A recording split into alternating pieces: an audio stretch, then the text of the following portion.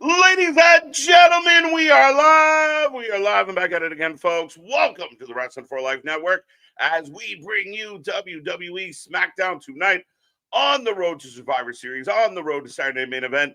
Lots going on, lots to talk about, mysteries in the mix, and we're going to talk all about it here tonight, folks. Get in that chat, click all the buttons, like, share, subscribe, be a friend, tell a friend, and let's go.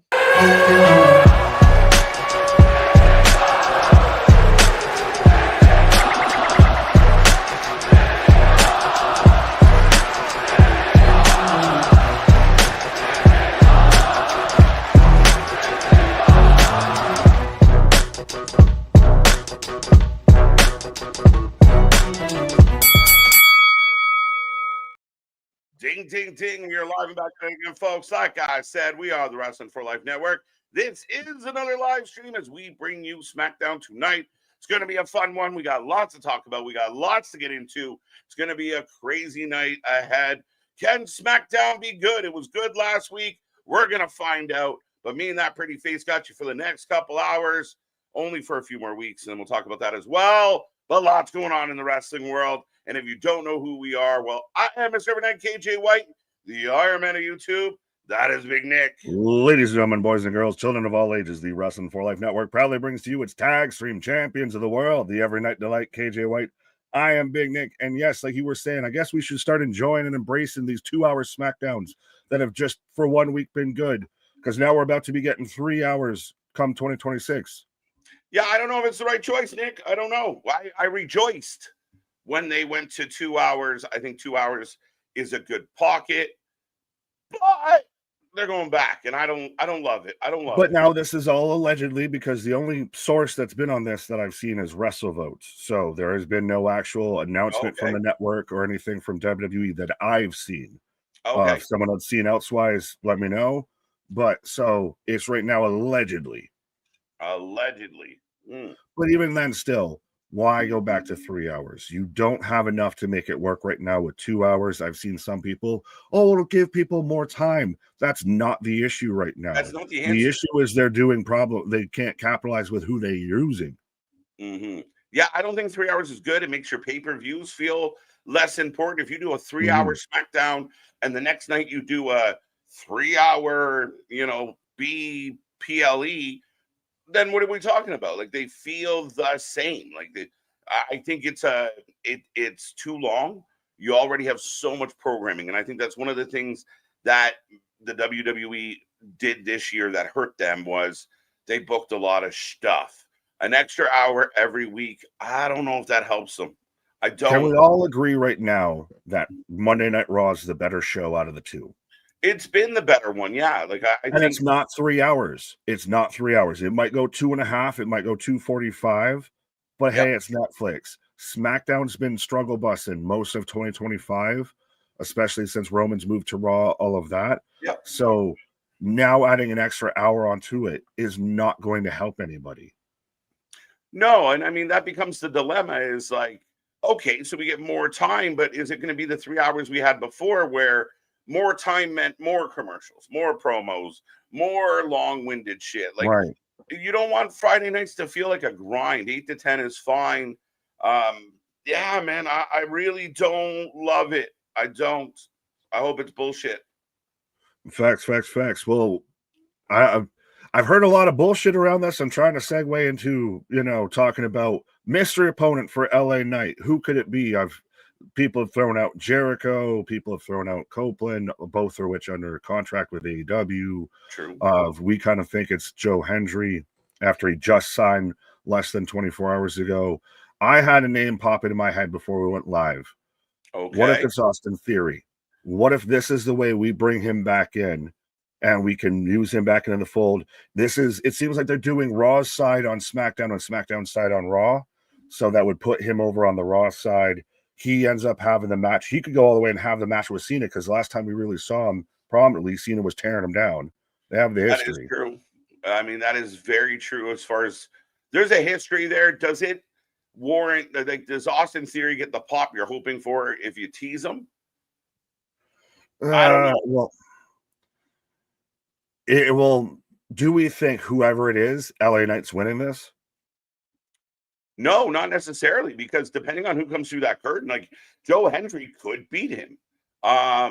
You know, if you do bring in Jericho, which you're not today anyway, if it's someone like that, I think there's a chance they win. Now, if you bring in Theory, could LA be more reasonable to beat him? Maybe, but that's only because of what we previously thought of Theory.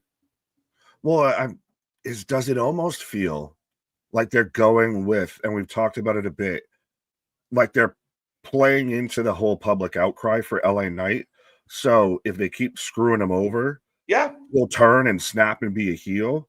Yes. So I think no matter who he goes against, whether it's Hendry, Theory, Obafemi, you pick somebody just that's regularly on the roster, LA Knight's going under, and it's going to be another situation, especially with a guy like a Joe Hendry.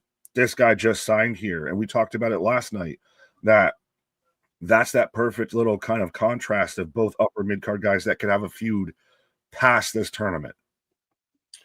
For sure. I mean, I think there's an opportunity, and whoever you bring in, Matt Cardona just popped up in the chat.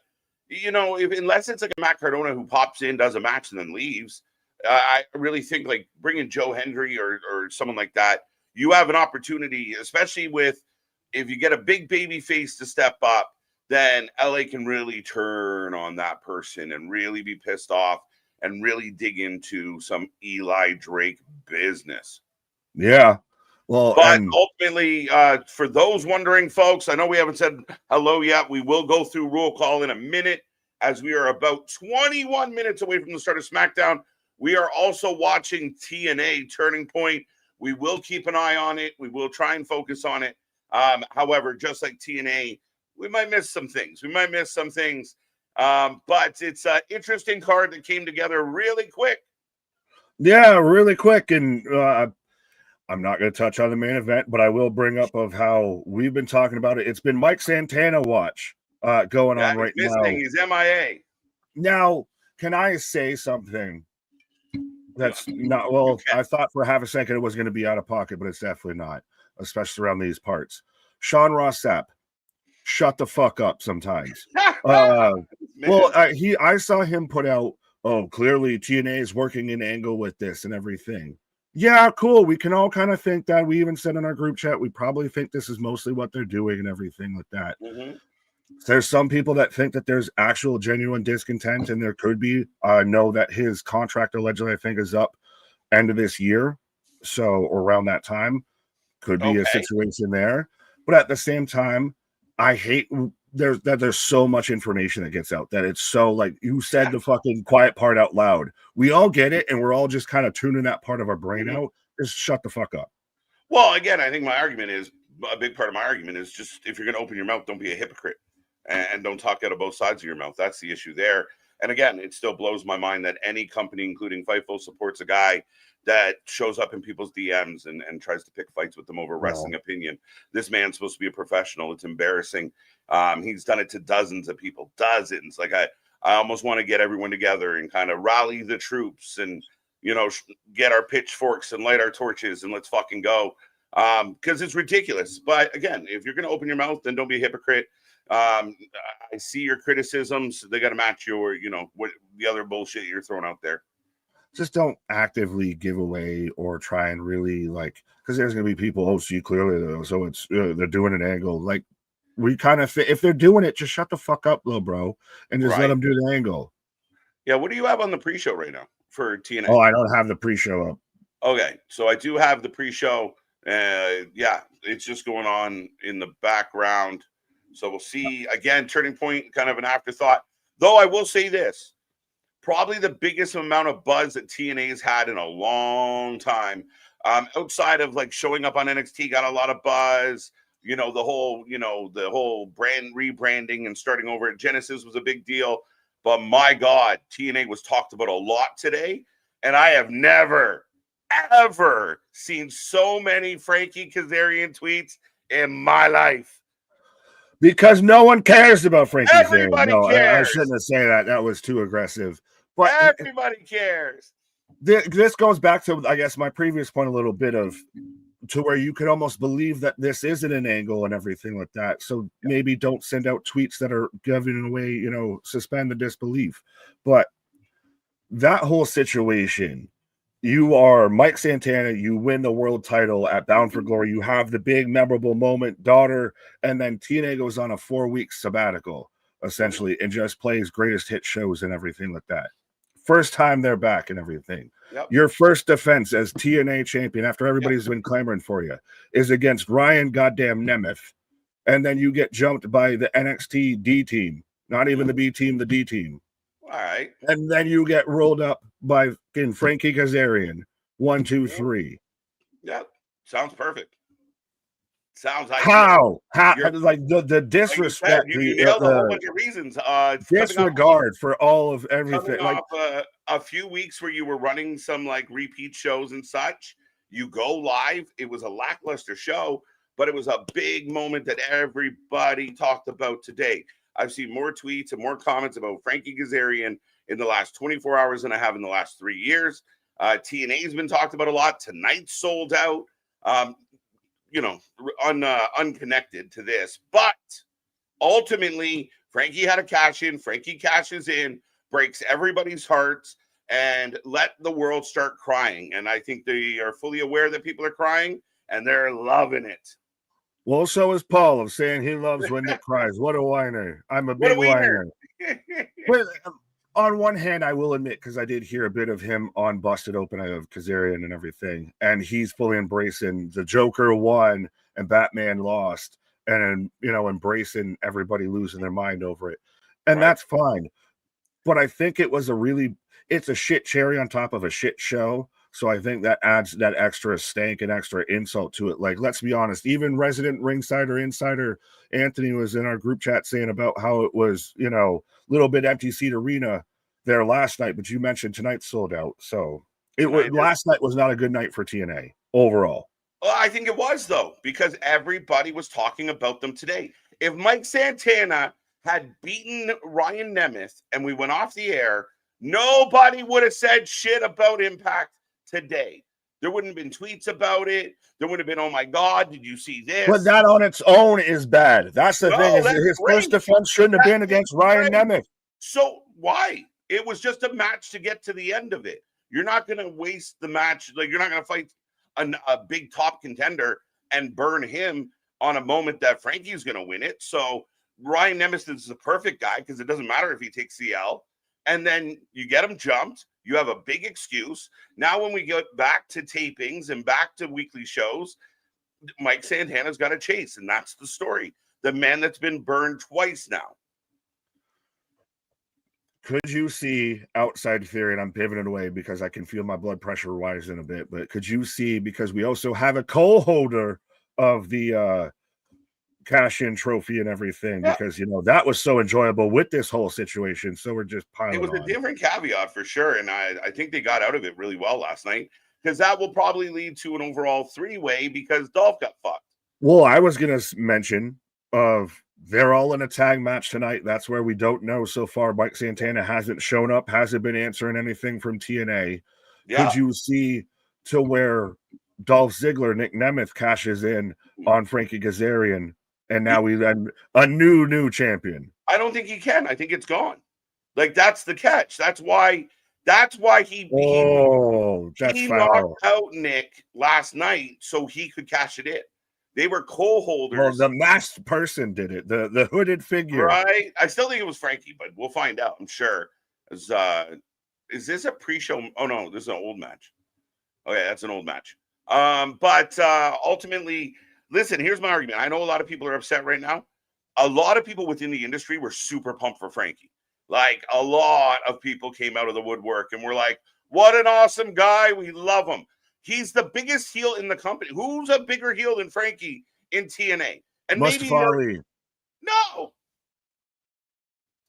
Eddie Edwards. Moose. Oh, they're all babyface right now, sir. No, because they're taking on the Rascals. The Rascals are babyface. No, the Rascals are the heels. They were cheering Fandango's retirement speech. They've been cheering for the system. The system were the good guys for a little bit. So yeah, Tessa Blanchard's the biggest heel in TNA. What are you talking about? All right. You got me. That's my only argument is that, Frankie's the biggest heel they have. And I mean, if nothing else, your job is to make your show buzzworthy. And everybody was talking about this decision. He is now a Grand Slam champion. And I know I'm going at Frankie pretty hard with this. And even though I'll reference the flux capacitor and shit like that. But to me, it's who it happened to more than who won it. It's because it's Mike Santana, who already, I think, should have won that belt the first time he challenged Trick in NYC and all of that. So they've already kind of jumped the shark with it. You already had that big, huge moment. A moment so big, Chris Jericho was calling them the number 2 promotion in the U.S. Yeah. And then they take a fucking hiatus, and he gets kind of a shit sandwich and done dirty. That's the biggest thing. Is a lot of people feel. So not mad at Frankie himself, but it's because Santana got done dirty. No, but the heel's supposed to do the babyface dirty. So how this is what I feel like the heel did him dirty. It feels like the company did him dirty. It feels like the company did him dirty. Oh, just because you say more words than me doesn't mean you're right. No, literally. Now, where was I going with that? You can't. The wrestling fans out there want excitement. They want unpredictability.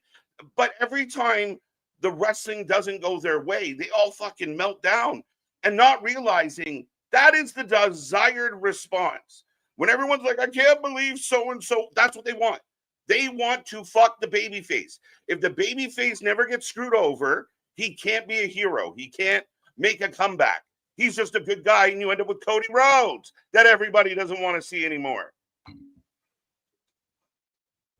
On that wonderful note, let's talk to the people who do want to see more of this, hopefully. Right. Who've seen mom and dad fight publicly. Let's go.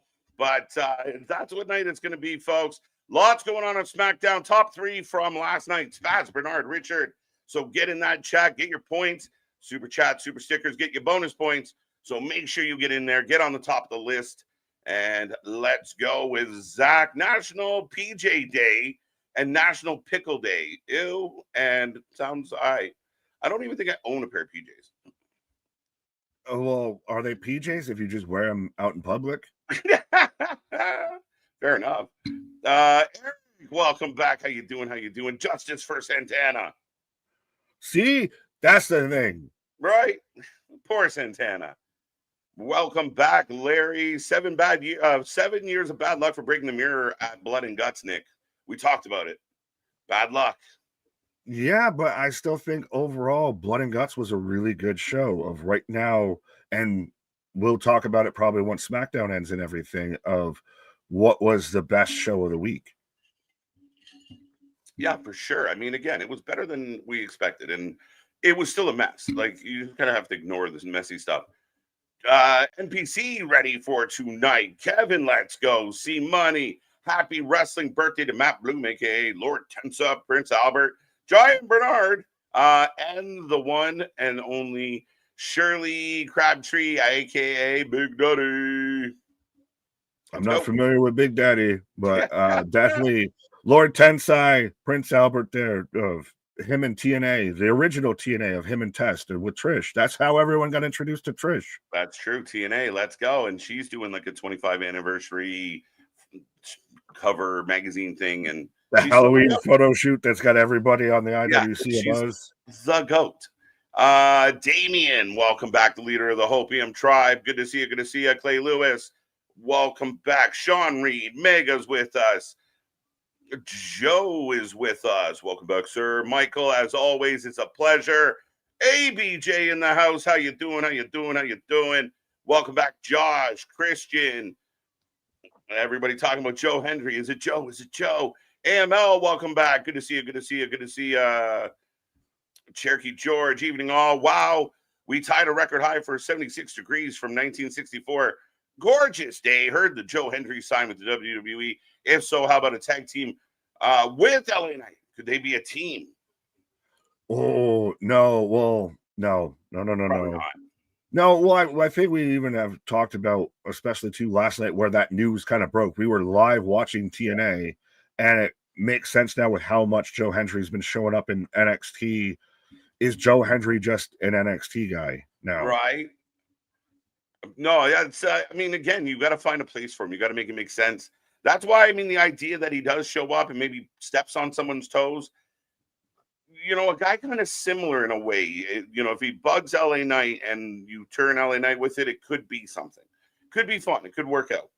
Oh, absolutely. And now I will say this, that I think this is not going to be the last TNA to WWE signing that happens by 2026. Oh, like you mean like within the next 6 weeks? Like I said, if Santana's contract's allegedly up soon, I'm sure there's a couple other contracts that are probably coming up a little bit. TNA's kind of, it does at times like the shorter contracts, the per appearance deals and everything. Yep. So you might start to see people like when Leon Slater's contract is up, I bet you for sure NXT WWE is snatching him up. I mean, there's a chance. There really is. I mean, he's done all the right things. So we could see that as Spaz in with a $5 super chat. What if Hendry is the distraction and the one that shows up on SC tonight is Santana, maybe accepting the US Open Challenge? Imagine we all think it's going to be Joe that comes out tonight and it's Mike. And they're like, oh, I'd pop pretty fucking hard. Pause. I'd be pretty goddamn excited. That's what I halfway thought a little bit of when he's not answering calls. That's because he's at SmackDown. Right. I'm busy, motherfucker. Leave me alone. Right. Cherokee George saying thumbs down on Frankie. What's up, Ronan? What's up, Zale the OG? Darth Booty. Let's go. Let's go. What up? Let's go. I like it. Ken, welcome back. Good to see you. I think I got Mega already. AR1's back with us. Bradley, how you doing? How you doing? How you doing? Let's go. I can still hear you guys arguing with the volume low. Yeah. It's again, you've got Scottish and then Italian and everything like that. So you get very loud, arguments. All the fiery tempers. Trust me, that's not the first time I've had somebody sit there and be yelling at me. Just because you can say more words or get louder than me doesn't mean you're right. I was like, let me answer your question. But yeah, no, I mean, we elevate, folks. That's what we do around here. We're elevating. We're elevating, and so we're elevating. That's right. Z-Man back with us. Keyshawn, good to see you. Anthony, Paul Scott, Richard in the top 3 tonight or last night. Well done, sir. Byron, welcome back.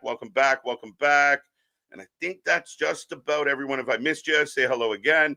We did get Byron. Allen's back with us. Is this going to backfire on TNA, or do they know what they are doing? Suspend the story due to a fan backlash. I mean, you want fans pissed off to an extent, so I don't think they're going to back off of anything. But they are going to have to move quickly. Yeah, there was a kind of a lot of lull TNA conversation going around today of this might be a bit of a snafu of you're already struggling to show you're not, kind of under a thumb and everything. This might kind of look like it. Why would this look like that? Like, I don't get the connection between the two. Well, people thought that, because of Santana's deal being up, that they just, get the belt off him because we're going to take him. Oh, I mean, but if his deal's up, then yeah. Well, what can you do, right? You can't let him Bret Hart it. Well, yeah. Well, and then still, during their own show, it's announced that Joe Hendry signed with WWE. One of your top guys has just signed with your partner while you're live in their fucking backyard. Well, I mean, again, I think part of this is the news, the buzzworthy side of things. They can't control whether Joe was going to go or not. Anybody that kind of achieves a certain level is probably going to go. But then again, Indy Hartwell shows up. Wesley might be here tonight. Dolph's kicking around. Let's not act like, it feels like an open trade system between the two of like, here's some guys we don't want. Give me that guy. He's really good. I mean, it just seems like how it's working out. What is it, in a trade system, or is it one of those of, hey, let's put them on your payroll? It's like kind of putting a guy on the G League, or he goes down from the major club down to like AAA. Yeah, I mean, again, and he might literally be going to AAA, that type of shit. Right? Yeah, definitely. I could see him and Theo winning that belt. So that'll be interesting how they set, like, I mean, we're setting that up with Ethan and Chelsea, so time will tell. I love this though from NPC. It's not arguing, it's a discussion with passion. It's a passionate discussion. Yes, it's one of those, instead of like most arguments you see on Twitter to where everyone just says bad things at each other, we still end up with a handshake and just move along. Right. It's not the first time. It won't be the last. Joe Hendry has Right. been signed to the WWE for like 6 months already, if we're being real. Yeah, but not really, right? Like, things still have to change. And that's part of it. Like, they're waiting for a certain timing. Do you buy them out a little bit early to get them into something like a tournament? There's a lot of things up in the air, but they have been transitioning Joe for what, 2 months? He just kept popping up in NXT and shit. To go to the sports reference again, it's a little bit of, we brought so-and-so in for a workout. Oh, we didn't sign him this time. Oh, like a week or so goes by. Brought him in for a second workout just to see and everything. Then all of a sudden, we let somebody go off the roster, so we got a roster spot available now. Then we sign him. Yeah, for sure. I mean, again, it's a lot of money management and numbers, and if he works this many dates, again, there's a lot of bullshit, moving parts that we don't have to think about. The good news is we are about a minute and a half away from the start of SmackDown and the start of TNA Turning Point. We will be keeping an eye on TNA. We will be watching SmackDown, and we're expecting a lot of twists and turns tonight. I feel like the TLD hasn't been here in a hot minute. Hello, friend. Welcome back. Let's go. Absolutely. MDB, nah, F that, Nick. I'ma be on your nugget top till you come to the dark state. Bring it on. I feel like that was almost a plausible comment. Well, fair enough. Almost, but not quite.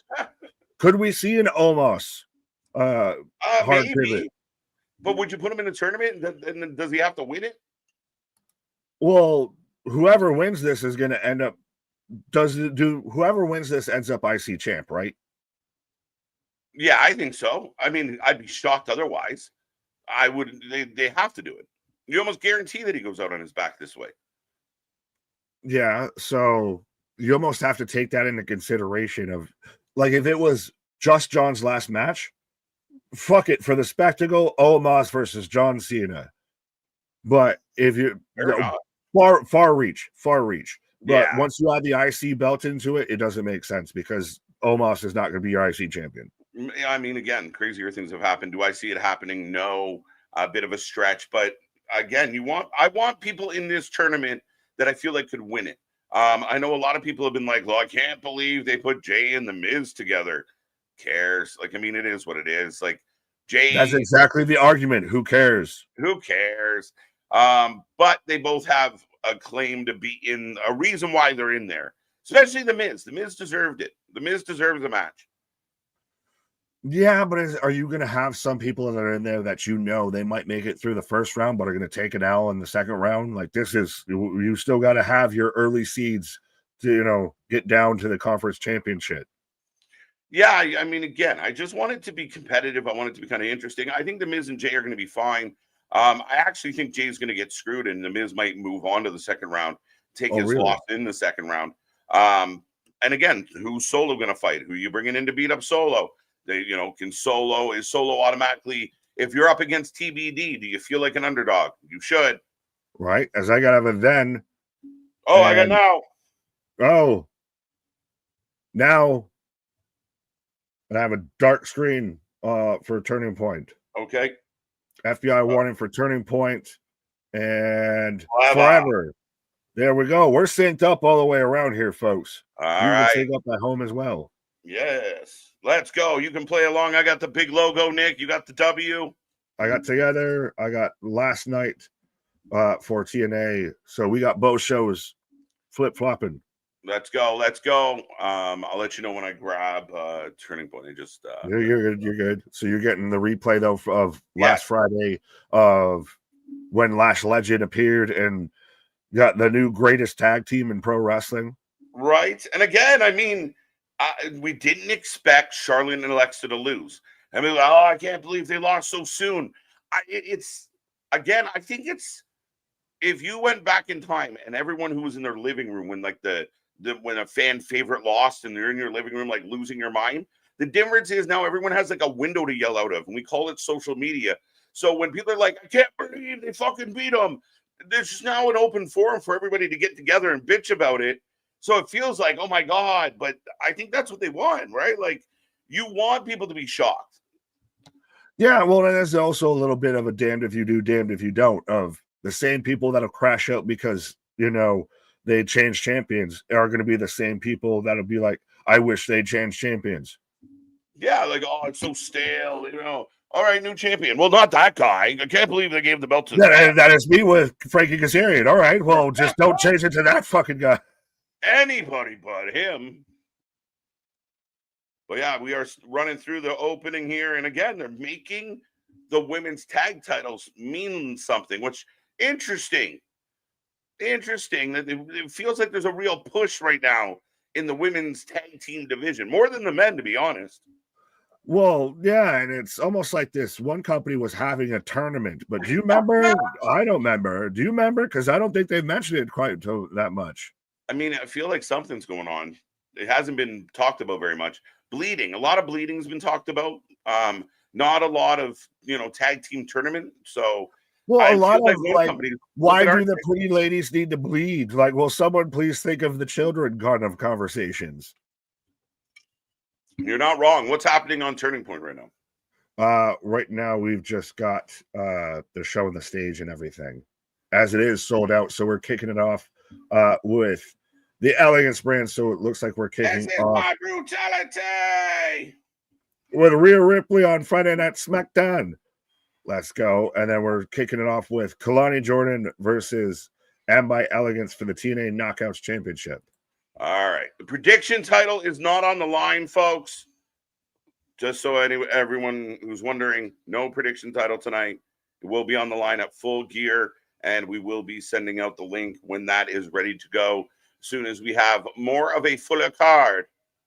Right. Well, how do you feel about the whole pairing? I know we had just a short of these two women hugging that popped off and everything. Right. Of Io Sky and Rhea Ripley paired together.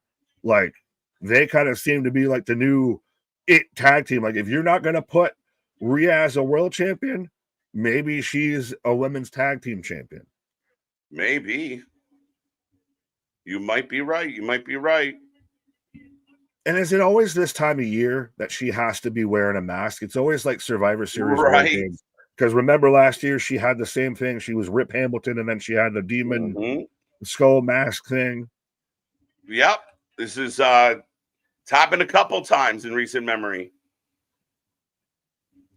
Yes, folks, you can let us know who you've got, Kalani Jordan or by Elegance, which the Elegance brand out here, like Little Red Riding Hood and the Big Bad Wolf. But we got Rhea and Io on SmackDown. Right. Get your votes in. Let us know who you're taking, who you're taking on this one, folks.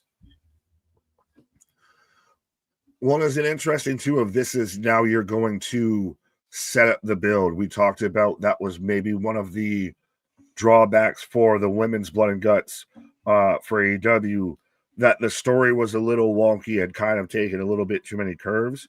This is going to start setting up more and more of the story for War Games than they just announced on Monday. Yeah, for sure. And honestly, the pop for these two right now is insane. Like, again, you people can hate all you want, but Rhea Hogan gets a Hogan level cheer. I don't even think she definitely can't be that at this point. No, people are dumb. Not you people. You people are the smart people. Go and spread the good gospel of wrestling out there and save those lost souls out there. Right. Save your friends from bad streamers, bad reactions, and bring them on over. KJ equals Kalani Jordan. Facts. Yes, that's why you're a big fan of her. You're a big fan of Kiana James. Right. It's a lot of, vanity.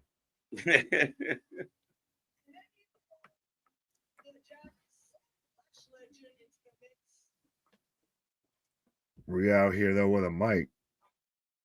Yeah. Talking about what happened last week. So, again, they're making it important, if nothing else. Right.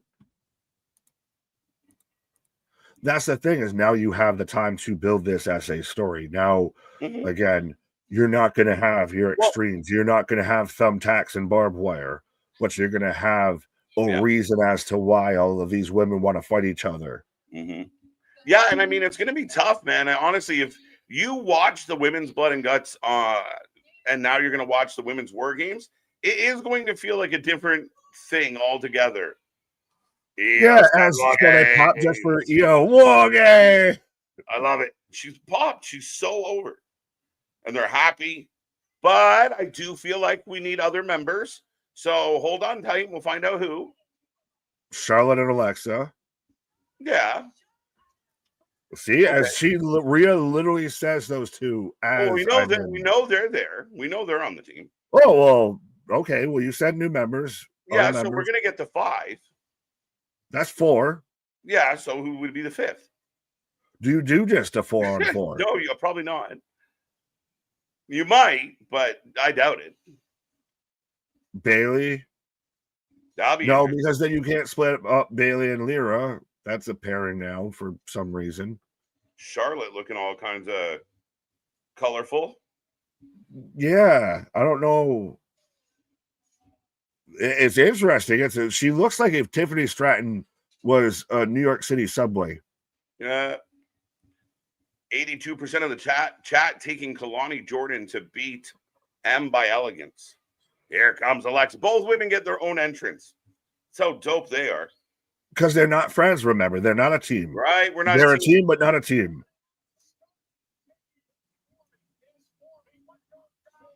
A star-studded team.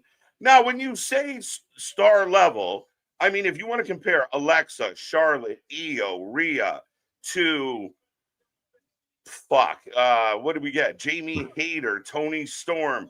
It's not, it's not a fair comparable. I mean, within the scope, is it the same? Not really. It's literally like no. I'm saying within if you look at the WWE bubble, like is Tony Storm the equivalent within AEW to a Charlotte Flair? Like, is it 1-to-1 in that universe to universe thing? For sure. I mean, that's definitely in there. As far as this is their group, this is their best, and you're like, okay, but it's not the same. Well, yes, it's one rings bells in the fucking streets and everything. Now, I see some people in the chat saying, could you get AJ Lee as the 5th member on one side and you get Becky Lynch as the member on the other side? That's the only, that's where it has to work. A lot of people talk about AJ Lee coming back on Monday, so maybe. But the 4 ladies are in the ring. Alexa has a mic. And again, it's an assumption, but if they stay true to form, we are going to get a 5th member. Well, sometimes it's 4, sometimes it's 5. With the women's Blood and Guts, we had 6. So, yeah, I think the WWE likes 5. That's just how many matches they're like on their PLEs, sir. Yeah, but that's usually how many people are in more games. They just only count 5 all the time. What? Booker T, 5 times. 5. Oh, Charlotte and Rhea, who have history. I don't like you. I don't like you. Io's the best. I don't trust you. Would it be a Tiffany or a Jade? Maybe, but I don't know. I don't want Jade in this. No. You can't do a Bianca, no Naomi, no Liv. Oh, come on, MDB. What the hell? I thought it was 5-on-5. Give it time, Mega. Give it time. We'll see. But Charlotte just fully airing out her grievances with Rhea. Right. Flair and Britt. Yeah, they did. Yeah, they got screwed. Oh, they're booing. Yeah, because she said, she might be your friend, but you can count me out of this. Oh, so there's dissension amongst the baby faces. Alexa's but by the end of this, that Charlotte's going to come back around. Yeah, but now this is a dangerous game because Charlotte is a fragile baby face. She's a Fabergé babyface. Yeah, in a lot of ways. Oh. And she walks out. Okay. So long. So now they need 2 new members. Yeah.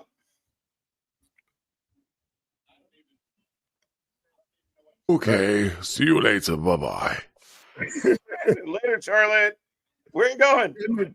That felt like the air leaving the goddamn room with all of that, because that's what really kind of happened with that. We just followed her.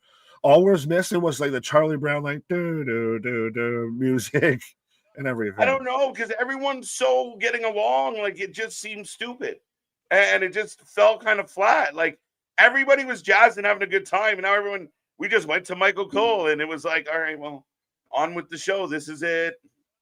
Yeah, that just went over like a fucking lead balloon. It was a popcorn fart. A little bit. There's LA. As they showed, Right. The occurrence of BFAB actually signing autographs for people. They had to make sure they documented it. Woo.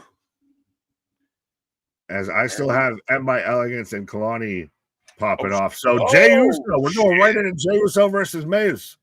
Jey Uso and the Miz. Let's go. We will put a poll out for this one. That's crazy. Fighting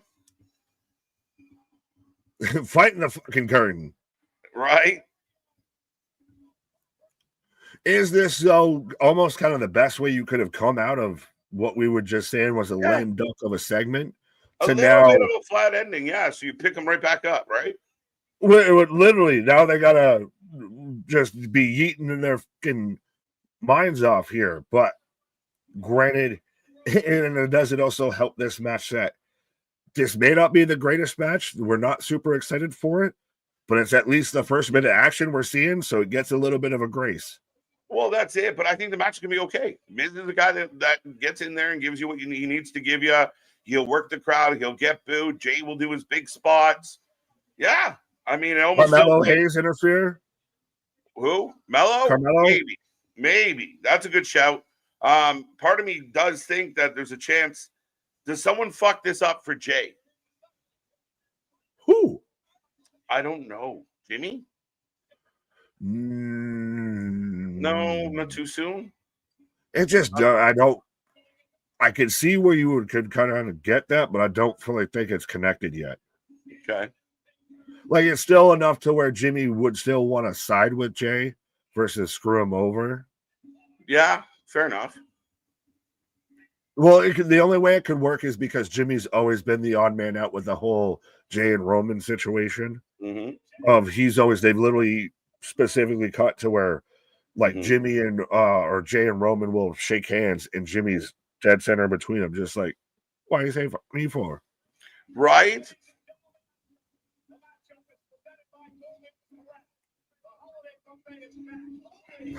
Golden Corral. The holiday buffet is back, people. Like, they put it straight out at you. It's a corral. Hashtag not sponsored.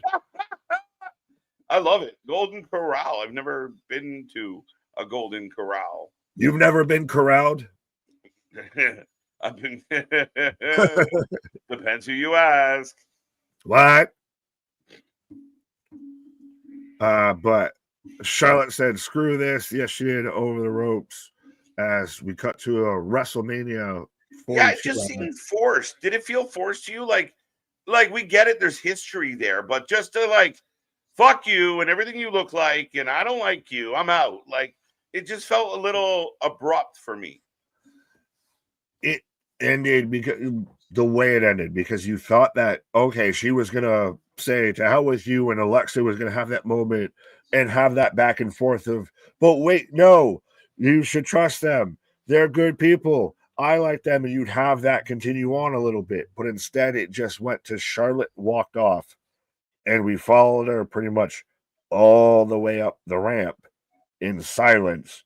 And it all got really awkward. And then we just cut to commentary. Right. It just felt like. Who won the.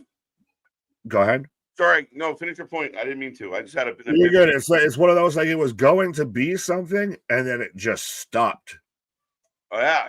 That's what I mean. Like, and I get it. That's what they were kind of going for, but I don't know. I mean, you've been doing so well with Charlotte as a baby face. Why would you risk the fans getting pissed off at her? Like I said, she's fragile. Yeah. What do you got on TNA? I right now have Kalani going up, split-legged moonsault. Trois. So Kalani Jordan retains as your TNA Knockouts champion. Okay. Did you end up ahead somehow? No, I got a Jake something just got a pin on Turning Point. I don't know what the fuck I'm watching. You are it's TNA Turning Point. It's just not the right year. You are on the pre-show or something, my guy. Did Jake something fight on the pre-show? The pre-show was Jake something versus Mance Warner versus Hometown Man, and I will Jake something got the win. Yes, so and now I've got Kalani Jordan's gotten the win and is retaining as your Knockouts champion. There you go. Kalani's still your champion, though. I know not people aren't thrilled about that either. You got hot see me KJ on KJ action here, but there you go. KJ on KJ 1-0. Geek Box, everybody's second favorite box, to quote KJ. The segment ended abruptly, but it felt a bit more realistic. It's okay, they'll get attacked after, and Charlotte will save them. For sure. I almost feel like, could that have not just been a backstage segment of like all four ladies were there? But then again, they got a huge pop, so what do I know? They got a pop for the fucking intros, though, because you got to hear, this is my brutality. And because EO sat there and said, War Games, that could have been, it's enough for me. Like you said, that could have been a backstage segment that they're all backstage, and we're the team for War Games. Rhea didn't cut much of a promo, and then Alexa and Charlotte come out or meet them. Charlotte says, "I don't trust you. If you want to be with them, you can have that. That ain't even what I'm mad at," and walks off. Okay, yeah. But we are in a commercial break, ladies and gentlemen. We are getting Jey and Miz coming up next. We also have TNA Turning Point on as well. Not sure what they're going to give us next up, Nick. No. But I got Jakara Jackson on my screen on TNA. So that's why I was instantly kind of glued in for a half a second. But yeah. Right. Oh, and it's instantly ruined by goddamn Ryan Nemeth. But yes. You'll do that. We need Liv Morgan. Well, she's probably going to be back around the Rumble. What would you have us do? She's hurt, bro. What would you like us to do? Rebuild her? Like, well, I don't know what to do. I don't know what to tell you, bro. We miss her too. Right? Stinky Statin. Sounds like a strain you might be smoking. Yeah. As we're gonna start calling this guy Negative Nick. Horrible takes all the time. Well, thank you, Paul. I love you too. Smooches, booches. Oh, be nice. I didn't do shit. I was telling him to be nice. I'm glad they did that whole thing of having Rhea and Charlotte as buddies. It was weird. Yeah, maybe. Oh, Jey goes to run it back and gets interrupted by The Miz. You got a point, Geekbox, because, again, they could also, like, I still don't like you, but we'll be friends. And you're right. There's probably going to come a moment tonight where Charlotte gives in and we love each other. It's a tale as old as time. It's the same thing of like Zigglypuff was out there praising the ending of the women's blood and guts match because it ended on that, Mina Shirakawa's getting destroyed while Tony Storm's held back. We even had our chat pointing out this is not the first or the last time they've done that. They did it the past like 2 or 3 years. Anytime they've done a blood and guts, that's been a story that they've used consistently. Yeah, the night of, we were talking about it the night of like they've gone down this road. Like everyone has to surrender, and this is where like AEW gets themselves in trouble. Is the creative bubble so small? They just go back to the well of I'll just make them surrender. You're not a pussy if you quit for someone else. But that's still why, though, I think we both are kind of saying that it's clearly going to end up to where Charlotte's paired back up with them because it's another tale as old as time. Yeah. It's wrestling tropes and ropes Yeah. a little bit.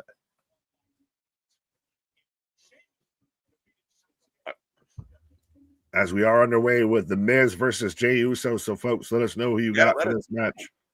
And why is it Jey Uso? 77% saying Jey Uso, up to 78 as I clicked out. So heavy favorite Jey Uso. Right. Well, and see, so sticky. We're out here. We're helping teach the people saying, wait, I did not realize that until you guys just said it, because last year Darby threatened to set Jack Clare on fire. Trust me, we didn't realize it till our chat. I think it was Jose and Co that were saying it. Yeah, no, I mean, even I told you going back to the with MJF. MJF has Jericho at the top of the cage, says surrender or else. So everyone says we surrender, including Santana was in that group at the time, and they chucked him off the cage anyway. So that's always kind of the go-to kind of play of like, I wouldn't quit, but I quit to save that person. There's more ways to get there. I think we're long enough in the stream that I can say this and we won't get in trouble with the YouTube overlords or anything. But did you see the promo from Tony Storm in the medical facility backstage of there's two things we're good at, sex and violence. And either way, that means you're fucked. I'm talking about to anybody that was on that women's team. She's hilarious. She really is hilarious. She's much more the number one for women right now in pro wrestling, still not even as champion, than Monet. I've already retired from blood and guts matches, even though I took one bump the whole match, and it was to the outside of the ring where I just slept a victory. Right. No, again, if I had to vote, it would be Tony Storm for number one. I think you can't just look at the win-loss record and go, well, this lady won 12 titles in 1 year. She has to be number one. I don't know if that's the right approach. Not at all. Not at all. So Jey Uso and Miz right now fighting in commercial, and I've got Santana and Ava and Ariana all backstage. There's a lot to say. Let's go. That's a mouthful. Pause. Yeah, pause. You owe me a Coke. You owe me a Coke. Ask Tony for the Coke. What? Allegedly. At this point, my guy, is it still? Are you sure, my Are guy? you sure about that? But Spaz with a $2 super chat. Jay drops by to remind Cole he's really white. Huh? Yeah, because he can't do the yeet. Oh, fair enough. He said he was out of practice. But I'll be right back, Nick. You're good, my guys. I have so it looks like we're setting up of AJ Francis versus BDE on Impact or on Turning Point for TNA. And right now in commercial break, I've got Miz for a 1.5 count. But yes, folks. Are you excited for Turning Point? How are you feeling about the whole situation now with TNA? Is it more and more a subsidiary of WWE versus its own brand? So I slipped that in, so excuse me, so I don't argue with KJ while he's here saying it. But and how are we feeling? Again, still, SmackDown hasn't been super great. Not just saying for tonight or whatever. Not giving an opinion on that. It's had a recency bad track record outside of last week. And now it's going to be going to 3 hours. Are we overextending, what we think wrestling viewership's going to be in 2026? Geekbox, what up? What up? Siggy, so who y'all think LA Knight losing to tonight? I love that you instantly put that LA's losing because we've already talked about it. To me, LA's losing, whether it's Oba, Austin Theory, Joe Hendry, you pick a name out of a hat of he is losing. And I think very much going to end up being heel. To me, what makes the most sense and why you just signed the guy literally yesterday is Joe Hendry versus LA Knight. Of people will get behind Joe Hendry being in that tournament. people will be okay with it. And you can still build that into a feud of this guy just comes in here, gets handed everything. You have that personality and style-wise, I think LA Knight and Joe Hendry work as a feud, and you can have that be a thing outside of the tournament when both end up eliminated. Because, again, there can only be one winner, folks, so we still got to keep that in mind. But outside of that tournament, that can be a feud, and that can be where LA can go, and it helps bring up Joe Hendry. BDE. So, yes, folks, let me know who you got as we got BDE versus AJ Francis right now on Turning Point. So let me know who you got for that and why is it AJ Francis. As back in action on SmackDown, Miz with a spiking ass DDT. CDS, some magazine, has her as the best in-ring women's wrestling. Yeah, that is the PWI Top 250, which they even respectfully had to put out a statement earlier today, I saw, to where they completely forgot a women's wrestler that they would have actually featured pretty prominently and pretty heavily. They just had to admit, sorry, we forgot about her. So, I mean, well, that's a kind of a big slip up to let slide. But yeah, Monet feels like, and it's all weighted on how you feel about it, but it feels very much of she won 12 championships, 13 championships, what have you. So you got to let her have it. Two count. Just because they gauge it like it's actual true, like there's no fucking funny business with it of, well, she's a 12 champion or a 13-time champion, so she should be number one. Don't know if it's one-on-one Jade versus BFAB tonight. No title tonight. I know it's one-on-one. I don't know. I don't believe the title's on the line, but I think that's probably around where they're going to end up with Jade's kind of first couple feuds of whether title on the line or not, honestly, to just she smashes through a couple people, mission involved. Miz firing up right now. Yeah, he's literally hitting the John Cena. This is where Miz works in the tournament, and I know I'm sullied and soured on his name and everything like that. But he did probably one of the best John Cena impressions that's been done. The man knows his whole moveset and can do it. He's the fucking taskmaster of pro wrestling to be a fucking nerd. He's about to hit an AA after he just hit the You Can't See Me. Oh, into the rope, super kick. I still think LA's opponent is Joe. Very much could be. Skull Crusher finale. 1, 2. 2 count.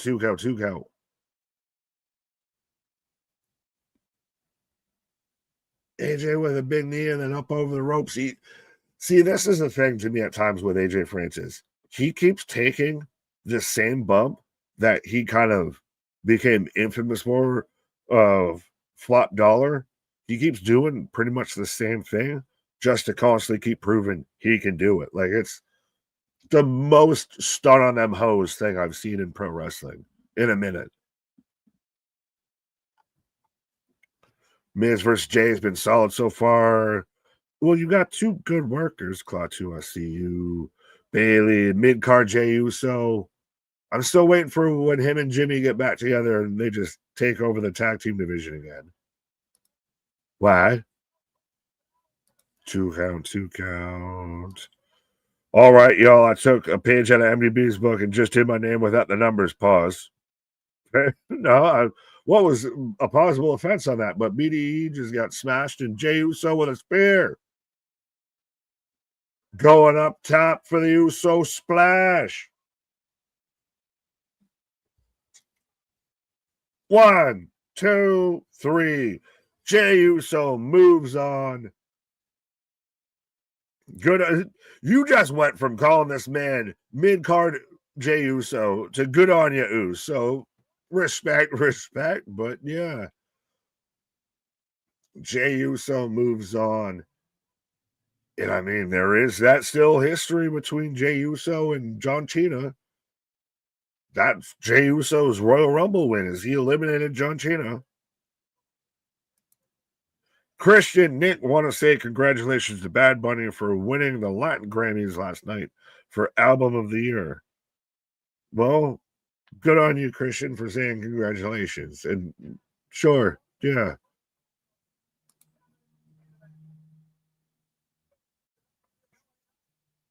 Yeah, so Jey Uso picks up the win as AJ Francis right now working over BDE. But so Jey Uso moves along, and I wish I could actually see the full bracket for this last time is now as Ilia's backstage now with all this. And it is a thing. Can we all just admit it's a thing that Ilia's ducking Tommaso Ciampa? Somehow, some way. Does he look like a jackass? There is are they doing some sort of actual storyline and somehow making this work with Ilia ducking Ciampa? Because this feels so out of the whole open challenge thing. Listen to me very.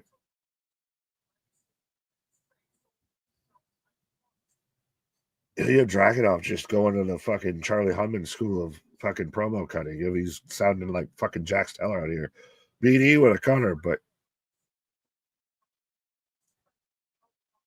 respect and honor. So then fight the man that's been challenging you now for almost 2 weeks, my guy.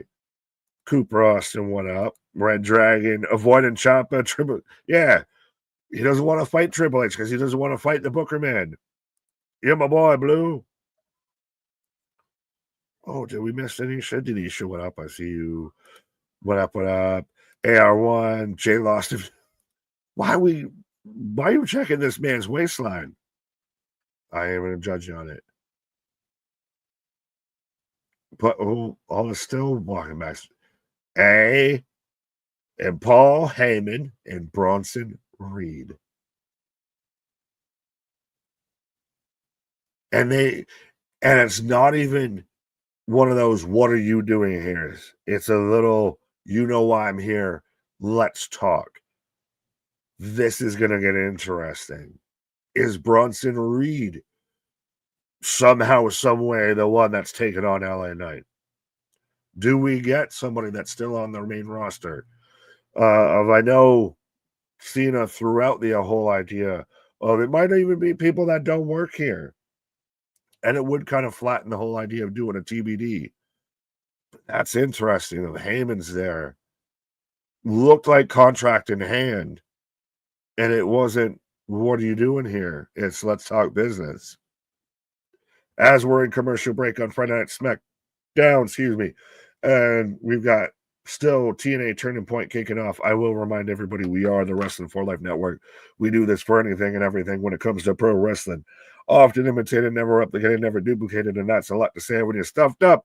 But yes, we've still got everything tonight with Friday Night Smackdown and sticking around with Turning Point and all of that.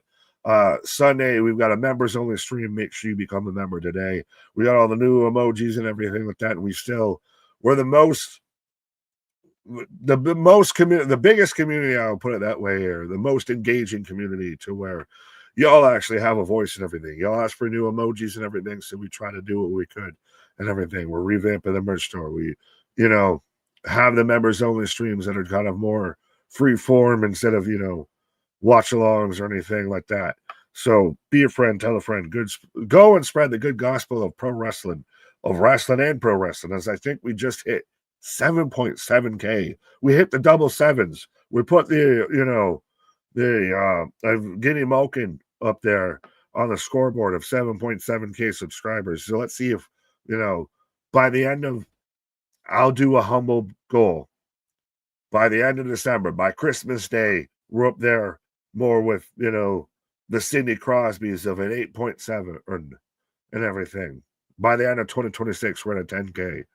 Hey, what do you say? I got shirted. You can too. Yes, we shirt people. I need to find the slide. Sliding down. Yes. Go and get your merch today, but it's still be your friend, tell a friend, and again, just love and appreciate the whole community we've built. Of it's always going to be. We know it's always going to be a fun time when we're going into a stream and there's already like whole conversations happening in the chat before we even hit go live. So y'all 100% make this, and absolutely. Now you got me all sentimental. The channel that will literally give you the shirt off their own back, kind of.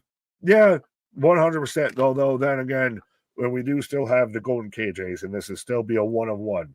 This will have to be like an ultimate giveaway to get, the OG model golden KJ sign or something. Oh, you're the one I put the 5 memberships bounty on, AB Johnson. Who's a what now? What are you putting? How are you putting bounties on people with memberships? Sir, explain. I'm not expecting a pop for LA Knight's mystery opponent, probably just some chump. Bailey, my guy, you got the personality of Bailey right now. With this whole, up on one side, down on the other here.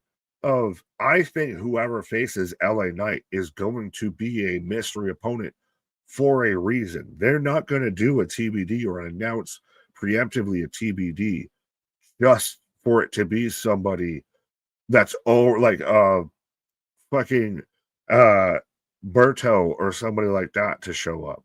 It's not going to be somebody that's already there. It's going to be a surprise. Speaking of surprises, there you go. Someone that's already there. How we doing, folks? How we feeling on a Feel Good Friday? Yeah, it's not going to be Berto, but we got John with a sentimental sit down talking about his final match. Feeling good. How we feeling out there? Almost triple digits in the chat. Let's go. Right. Oh, so Bradley is explaining in fantasy football. Well, so you're the one I put the 5 membership bounty on. So we've got bounties now so we've got fucking Bounty Gate in fantasy football now popping off here. Right. Oh. But okay. This is what I was wondering was going to be, because you were on your pause, and the last thing we ended before we went to commercial was Heyman there with Bronson, and it wasn't what are you doing here? It's let's talk. Yeah, and Paul's got a contract that basically says that his guys can be on any show. I mean, it makes sense. I mean, I like that everything's by the tumbler, and we really right now only know half the bracket. Let's be honest. This is a 16-man tournament. Cody Rhodes. YouTube's petting zoo pause because I got 2 goats. Let's go. Billy Goat. Oh, who's that trip dropping on my bridge? I will say you had me the first half of. I didn't want to click on it. Let's go. Who wins as the next matchup? Indy taking on Danny Luna. Oh, I'm gonna go. Have to pause during this. I want to see. Oh, interesting. That's right here. Oh, if you're not here to fight. So are we going to get Cody Rhodes versus Bronson Reed tonight? Right? If you're not here to fight, I'll fight. Then I don't know why you're here. Bronson reminds me of the kid from Deadpool 2 all grown up.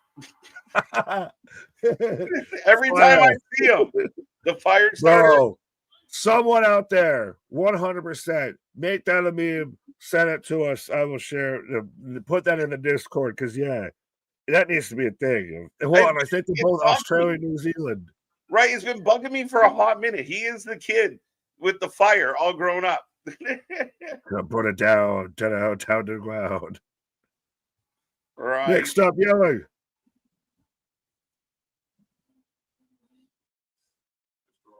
All right, Mr. Aldis. Indy for the win. Ridge Wallace. Monday, do we get Roman joining the Team Punk? It's a possibility that people have talked about Brock, Roman. Some people have said, could Cena make a surprise? No, I doubt it. Axiom. Ciampa, eh? Ciampa. Yeah, well, on this lovely note, I'll leave you with Danny Luna versus Indy Hartwell in a no DQ match, and Fraxium versus Ilia Dragunov in a U.S. Open challenge. As I pause for the cause. Yeah. Why isn't your great brother, bearded brethren, getting a fucking title shot? Wait. Serious question. Would you like butter on that, sir? All right, no, all right, bye.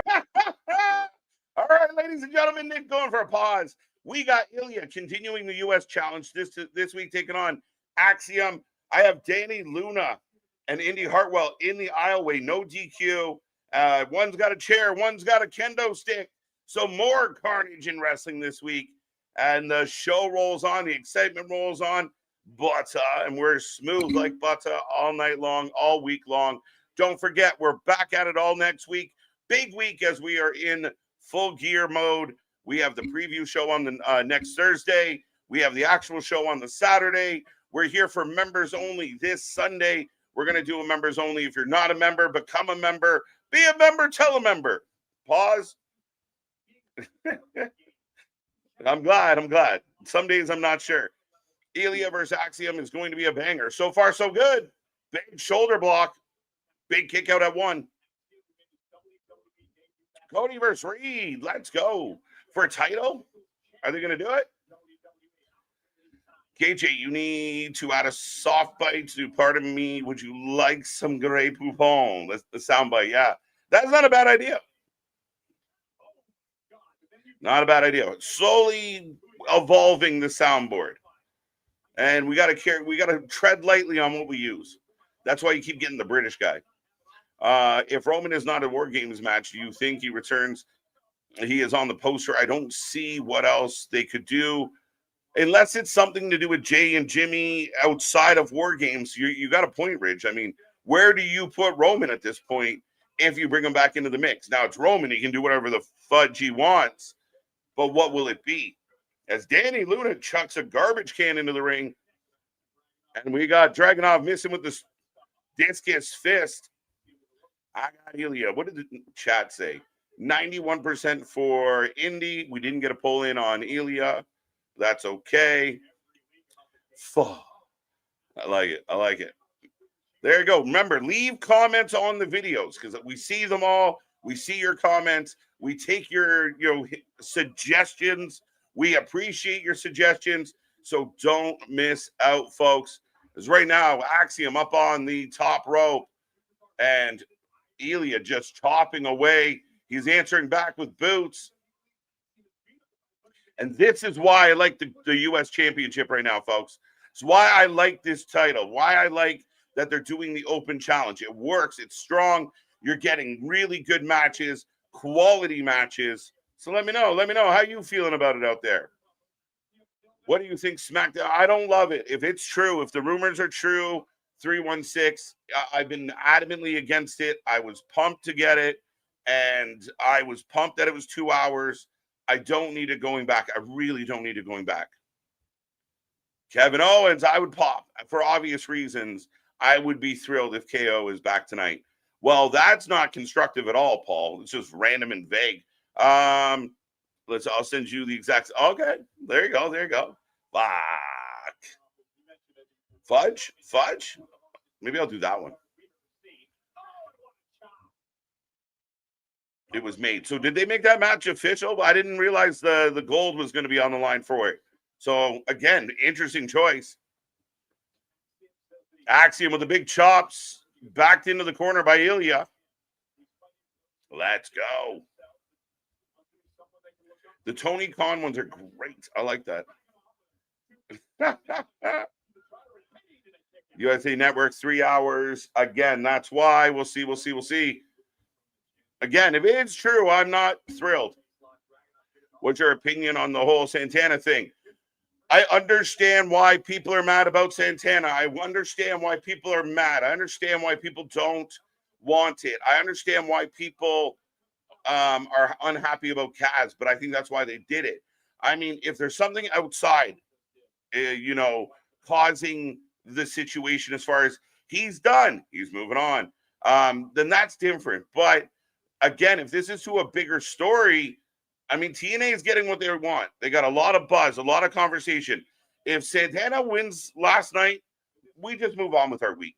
But the fact that he lost to Kaz, the way he lost, yeah, people are upset about it. But I think that's the desired goal.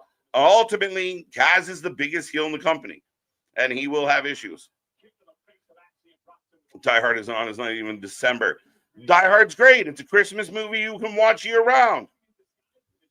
Yeah, he does. Let's go. Powder to the face. Oh, big patch of powder. Say that 3 times fast. A huge suplex off that bottom rope springboard suplex by Dani Luna. Really good match right now. She's got another kendo stick, and Ilia continues to kind of be dominant over Axiom here. Good evening, Billy. What's up? Busy day at the office. Just got home. Well, I hope it was a good one. We're ready for the weekend. We're feeling good. Maybe Penta could be. Now, I will ask the fans out there, would it be disappointing if it's somebody already in-house? If it's somebody that doesn't, it's not a big shock, but it's Braun Breaker or, like you said, Penta, Phoenix. Like, is it potentially somebody that would make the fans feel a little bummed out? As we got a stop sign happening in TNA right now. I feel like Ciampa is going to beat the fuck out of Ilia. He's going down the line of the tag division for challengers. Sticky. I like Ciampa a lot. I don't love Ciampa in DIY. I don't love what, they've kind of been a little flat for me for a long time. I like the idea of Ciampa getting involved, getting into it. It should be good. I think Ciampa and Ilia are going to absolutely bang. Like one of those matches that we didn't really see coming or know that we needed, but when we got it, we realized how good it really was. That's how I feel about them, as Ilia hits another suplex, holding the waist.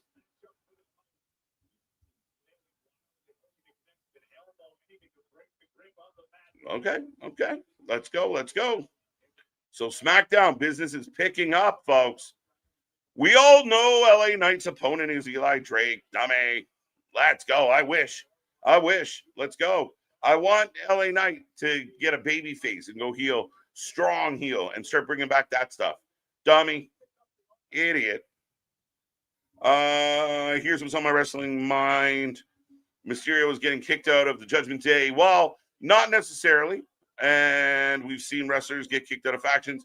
The Judgment Day are on borrowed time. The Judgment Day have been going downhill for a long time. And again, Dom loses the IC title. Finn's laughing at it.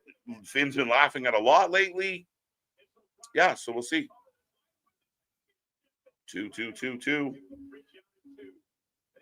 Maybe Penta is a mystery opponent. I got that one. Let's go. Red Dragon wins.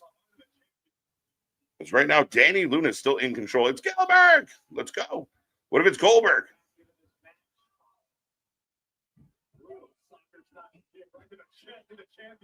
Did work rate wrestling kill modern wrestling? To an extent, it's kind of like a lot of people have talked lately, playing wrestling for the stars. So you lost sight of the psychology. And what people forget is the work rate guys back in the day, when you had the SmackDown 6 and such, going back to territory days, even further, the work rate guys were telling a really good story within that work rate. Guys like Eddie told amazing stories, but they were work rate guys. Ultimately, I think the emphasis got put on the high spots and the work rate over the psychology.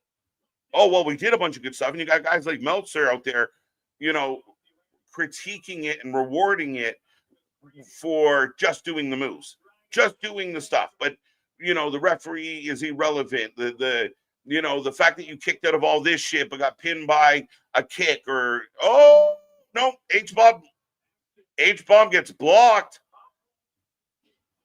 And a backflip moonsault. DDT and a deep 2. A deep 2. Let's go. Ilia. Axiom. Springboard off the top. Plants him. And again, for the fans out there that don't want to give WWE any credit, or the Melchers out there that, again, you can do whatever you want in a ring, like, this type of match is real pro wrestling. Like, this is a good wrestling match. Ilia, the champion, the stronger of the two, dominated most of the match. Axioms, has used his speed and his agility to fight back, and they're back and forth. It's exciting. There's good energy. It feels good. That's what you want. You want the ref to matter. You want the ref to get involved in spots that, getting the guys out of the corner, counting things down, especially in the tag matches. There's psychology behind a good tag match. Spanish Fly. Jeez. Axiom. Oh, shit. And the champion says, not today. Off the rope, H-bomb. And the prison pin. 3. Ilia retains. And still. Backflip DDT. Let's go.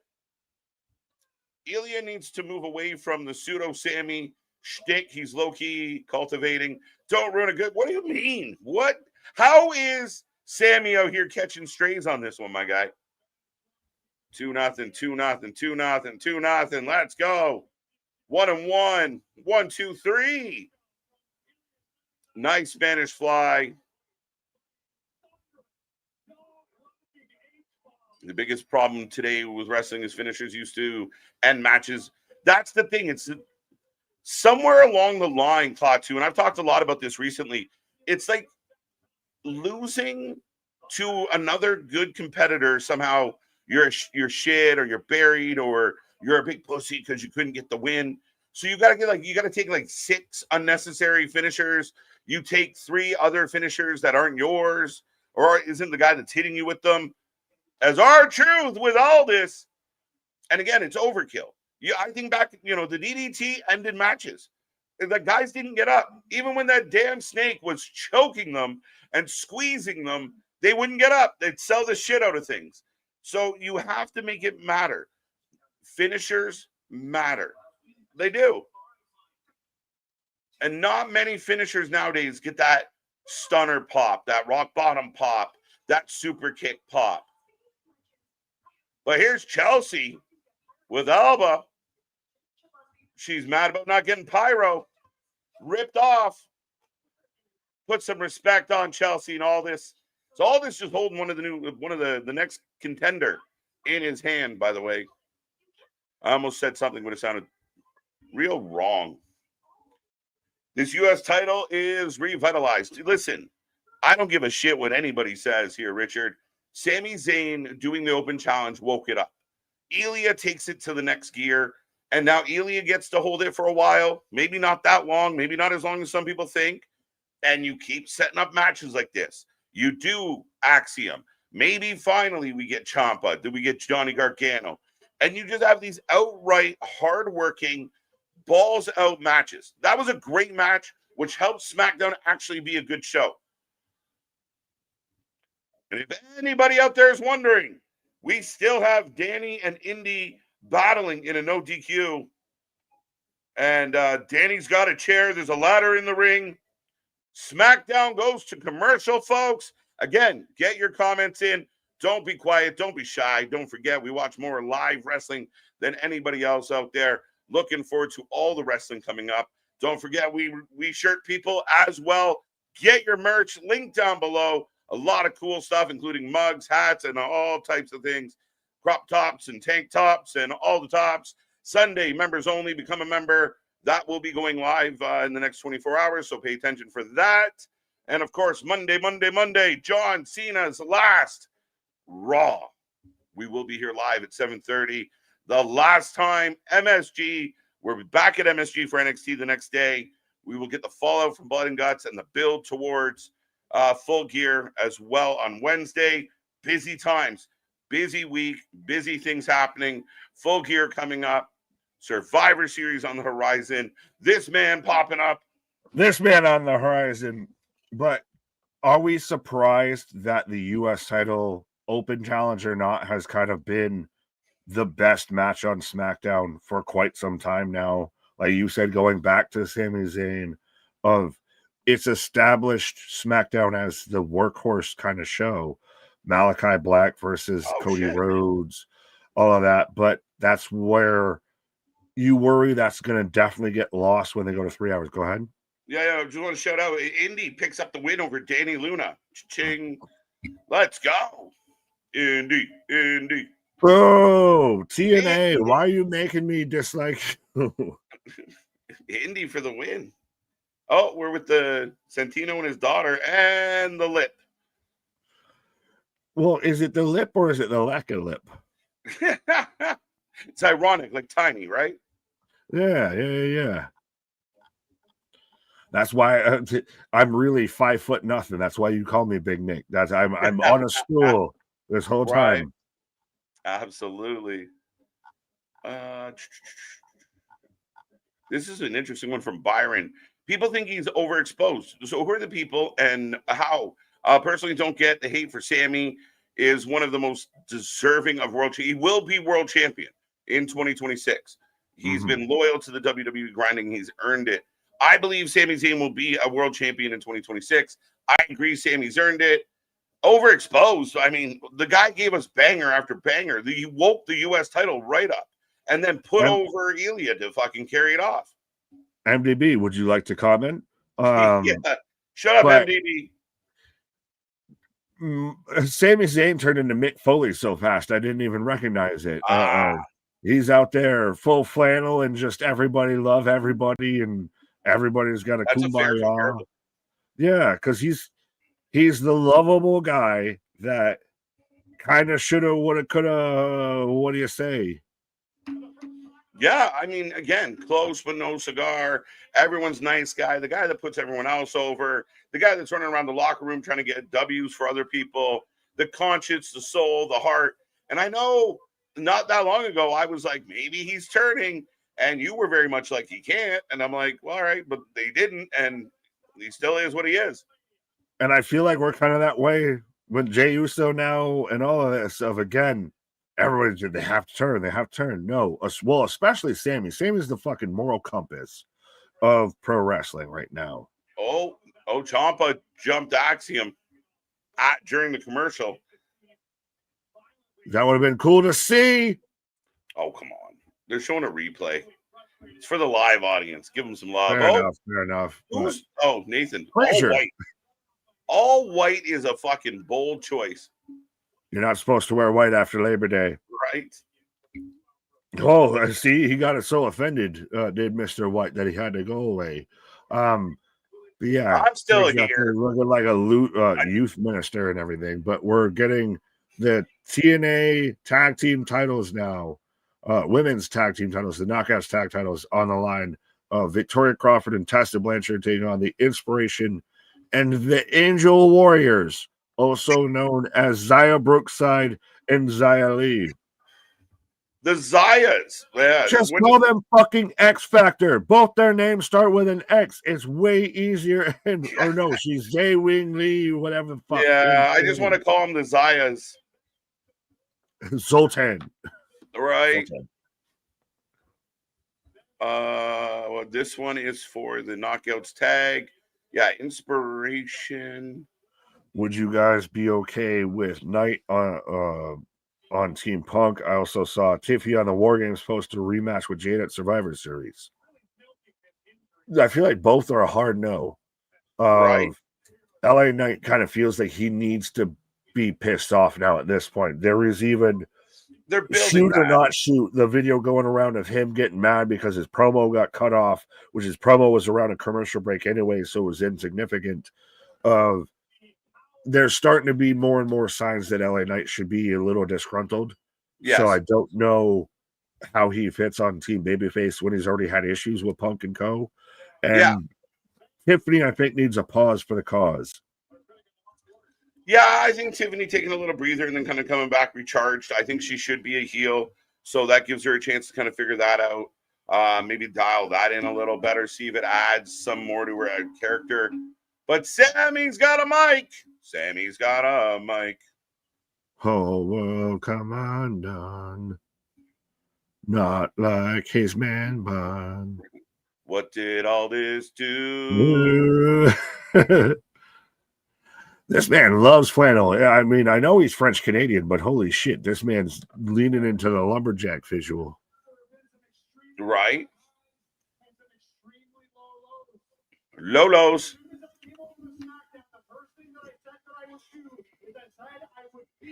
Sammy's got a mic, says, yes, as I've got the Zayas coming out right now, or the Angel Warriors, which is the fucking stupidest name.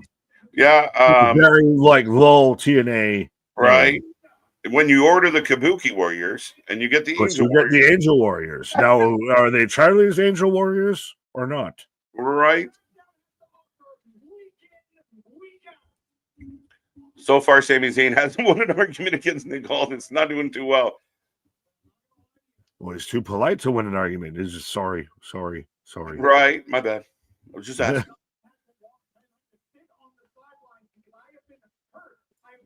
I didn't even realize. Oh, he's been hurt. What? He's hurt. He hasn't been medically cleared. Oh, well, yeah, because remember, he was back there talking about it with Aldis and everything, I believe, last week. Because it's supposed to be him versus Solo, I believe, was advertised for tonight. Mm-hmm. Right?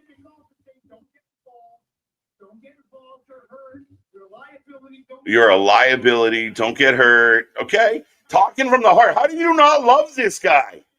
What are we doing? MDB, would you like to come? What are we doing out there? Again, though, that's why he can never be a heel. He wasn't ever a heel when he was dealing with Kevin. He's never been a heel with the whole Bloodline storyline. The most that this guy's been a heel is just because he was the Lost Soul conspiracy theories. Yeah, when he went kind of Castro on everybody. Yeah, but that's even... He was heel in more of the way of he felt like he was getting screwed over, which he's still getting screwed over. He's just, I guess, more accepting. Right. Here comes Solo Sikoa. With the MFTs, which... With all of them. Is Jeff Cobb in fumble territory? No, he just signed. They got him for a while. People are but he signed a couple months ago. And he's in a faction that matters in this company right now. So, yeah, people are just, let him. He's doing his thing. He's doing all right. And what thing is he doing? He's part of the MFT, and he looks like a panda bear. No, now he looks like the Punisher. He's Casey Jones out there from Teenage Mutant Ninja Turtles. Right, the inspiration for the win. 57% going in inspiration, 21 going in the Warriors, and 25 going to Tessa Fox. I'm saying this disrespectfully. Tessa Blanchard and Victoria Crawford look like the people you don't want to be around. Of like, they're just gonna bitch and complain and have a bad time no matter what.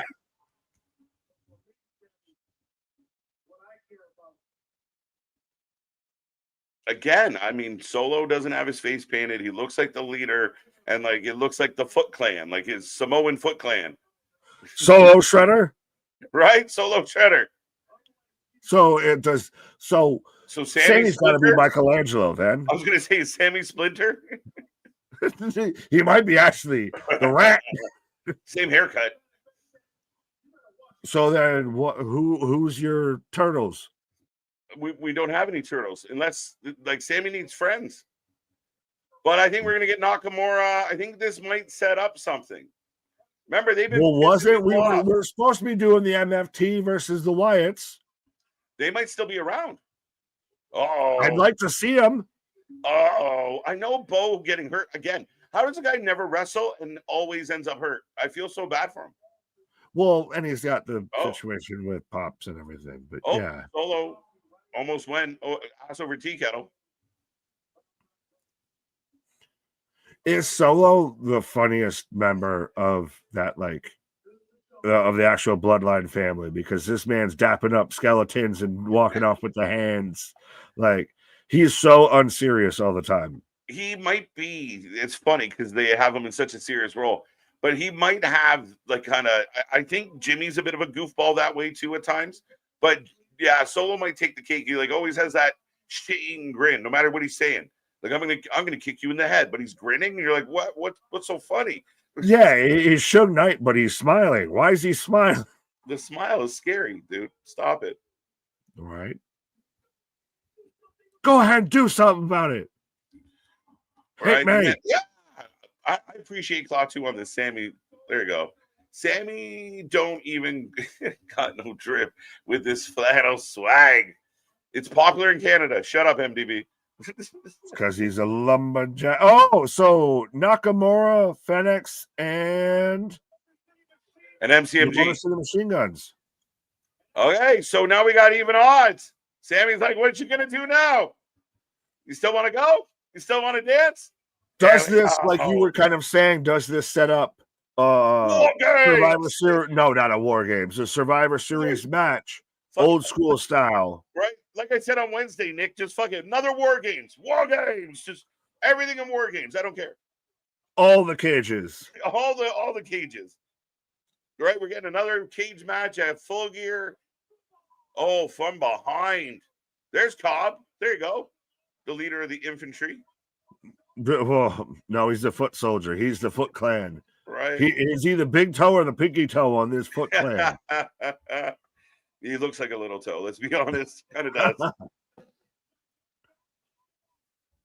MCMG getting some love, getting some TV. Maybe not a full-on push yet, Anthony, but getting something. Bo is home taking care of his dad as well, yes. And that's with a corkscrew on everybody on the outside. No, onto the floor. Did he just break his hip? Oh, my God. Is he okay? All right, so we got 5 in one ring and 5 outside the ring. War Games. Hey, look, we've got Ring of Honor and PWG and shit. We've got the other Indies versus New Japan. Mila Moore teaming with Crawford. Okay. Oh. Yeah, so Tessa's not wrestling. Well, yeah, when I didn't care even what in the fucking Cody camo? I'm so confused with all this shit. The tush push on him. Oh, Jim. Big Jim.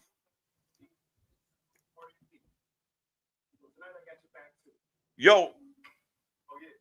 What is Cody doing tonight? He's fighting Bronson for the title. Oh, yeah, shit. I forgot they already did that earlier backstage tonight. Maybe it's the vitamins, Nick. Is anyone else experiencing a bit of an audio lag? Like it looks like an old Japanese movie? Anyone getting that right now?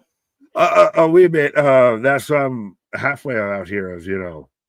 What's happening? Oh, Nick. Who is it? We're after the commercial break. LA Knight versus TBD, folks. Who are you taking? Who is it? Who's it gonna be?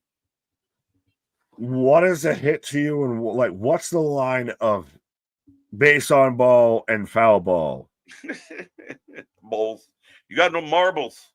Well, no, it's one of those of like there is definitely a line. Like if it is, fucking Jeff Cobb, just because I just mentioned him, that is the one that shows up as TBD. For the win. Foul ball, you pop up fly type of shit. This kind of has to be somebody that there's a reason why they hit it as TBD. Yeah, there has to be. I mean, Joe Hendry seems like a viable one. Santana would be like a holy shit. I don't think Jericho or Copeland are the answer here. Even if they're coming, I don't think here's where they come. Pause. But I think if it's somebody in-house, if it's R-Truth, I'm like, you didn't need to make that a mystery, Yay, R-Truth. Didn't need to be like, surprise, R-Truth. Well, I mean, then who wins? Does LA Knight win or does Ron Cena win? I don't know, right? I mean, if you are trying to turn LA into somebody who's pissed off, either he loses to R-Truth and he's mad about it, or he just kind of starts getting heelish while beating up R-Truth. Maybe he cheats to beat him. Oh, maybe. Like that would be probably one of the few options to where LA Knight would actually win this match. Let's be honest. Does LA Knight win this match? I can't say right now. I can't. he might be in trouble. I can definitively say, regardless, I will put this out there, regardless of who comes out as TBD, LA Knight's not winning. Oh shit! I thought you were going to put the money down on him taking a dub. No. Because this would be Oba, this would be Joe Hendry, this would be a Santana, this would be a Copeland, a Jericho. Theirs has 10 more ways that it should be going another way than LA Knight, and this starts to build to him spiraling and just more Eli Drake instead of LA Knight. Yeah, my dark horse fantasy booking would be like Kevin Owens, though I do not believe he's ready anywhere near to come back. I don't see him working out. Right? So that again, if that would be like, holy fuck, right? If that music hits, I'm gonna lose it, right? Like, let's go. Oh, that's again. You are the one that preaches the law of don't bet against TBD, and that's what you're telling everybody to do is bet against TBD. No, I thought that's what you were gonna do. No. I thought you were going to say that TBD, like LA is going to win because LA, like I thought you were holding that argument. For me, I think you're right. Like I think it's up in the air that, LA, to me, this is going to add to, I keep getting screwed. I keep getting effed. I've had enough of this F in place. F all this, F that, yeah. TBD, to be beating that ass. Yeah. They better be giving us War Games main event next week on SmackDown instead of us getting 3 at the PLE. Yeah, they're not doing 3. If anything, MFT and the Babyface crew, classic Survivor Series. That's what you've been pitching for it. I thought we were going to get there something maybe with the Wyatts, but the Wyatts seem to again be in this stop-start pattern of, for whatever reason, the second they start to get going, I'll be honest. And for them to falter around spooky season is like a big recap. Oh, deal with this. He reminds me of Wesley Snipes in Demolition Man. That is a cut and a half. That is a deep cut, folks. I can't even come up with a quote. I just could be like Jean-Claude Van Damme. Right. He doesn't know what the seashells are for. I still don't know what they're for. Oh, see, now you get the little Wyatt tease. Okay. Oh, and you have Howdy in the back. You have Howdy in the background. Let's go. Have a Howdy sighting. Yo, that was a good eye. Jesus Christ. Well, you see the blonde dreads, they poke out. Right, that was good. I'm used to watching Predator movies, and I'm a fan of Marshawn Lynch. You look for the dreads. No, it'd be interesting. LA Knight Bo Dallas having something. Let's kind of tap into Bray's last opponent. What is Mountain Dew Code Red match instead of a we're doing a Baja Blast match, bro. Bro, they have a Baja Pie. Yeah, they do. Yeah, big paw for Knight. Knight is getting a little bit of that groundswell, that fan base. We're starting to love you because you ain't getting any love. Well, he's had that. He's had that all the way back. It's getting better. It's getting bigger. Sorry. Fair enough. Sorry. But no, I think he's at this point he might snap like a Slim Jim, and that's when he kind of just does. He can still even rely on the crowd and play that kind of heel level of letting them know as the Iconics pick up the win. Inspiration with the W, another title win. So they are still your champions. Yes, retention of Who's it going to be? I don't want to talk right now because we're wondering who is it going to be. Zack Ryder. Woo. Zack Ryder. And they went to the Zack attack, bro. Woo. We mentioned that he might be an outlier, one-off appearance kind of guy. And they announced him as Zack Ryder, not Matt Cardona, Zack Ryder. It's funny because he's been very adamant that like Zack Ryder was dead. But they cut to a flag of someone with a Matt Cardona little pin pennant in the fucking crowd. Right. The second biggest moment in Zack Ryder's career. The first being when he beat Michael Cole Oh, Zack Ryder, Matt Cardona in the house. Again, lots of speculation, lots of rumors. But I mean, two guys that work.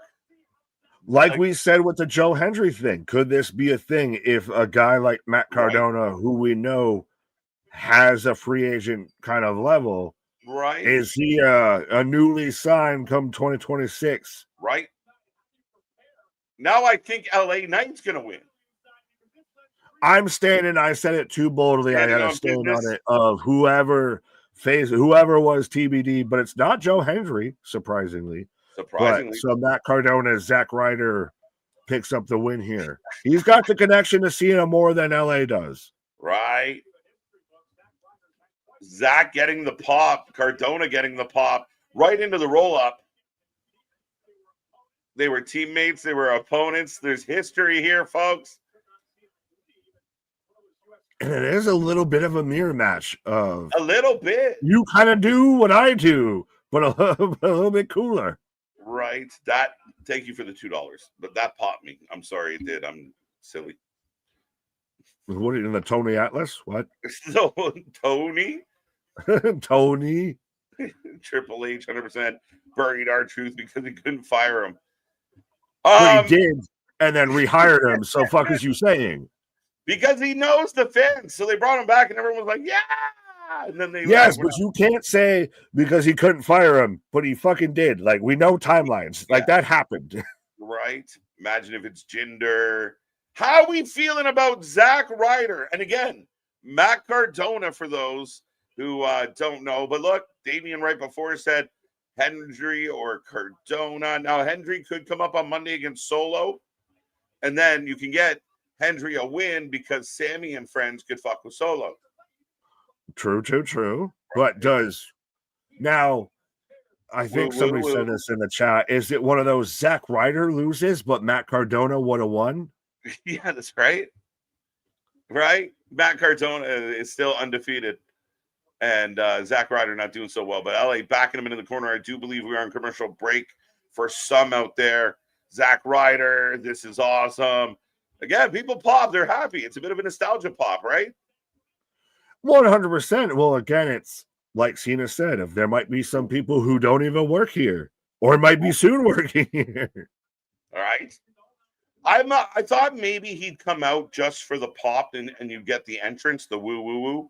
Geekbox pointing out little remix, so it's even better. But then I thought the commentary would be like, that's the guy we used to call Zack Ryder. His name is Matt Cardona, like kind of sell us that way because he was on NXT as Cardona. Yeah, but when they had Ash by Elegance show up in NXT, she was still Ash. Christ Almighty, I can't even remember her fucking WWE name. Yeah, Dana Brooke. And they called her that specifically. There's weird times to where they acknowledge outside of WWE, and there's weird times where they won't. Yeah, for sure. Zack getting a cheer, a bit of a boo as he plays to the crowd. WrestleMania 32, he beat Michael Cole. Oh, no, he won the ladder match at 32. For the IC championship, former IC champion. The next night. I hope you enjoyed your moment. Give Daddy a hug for us. Right.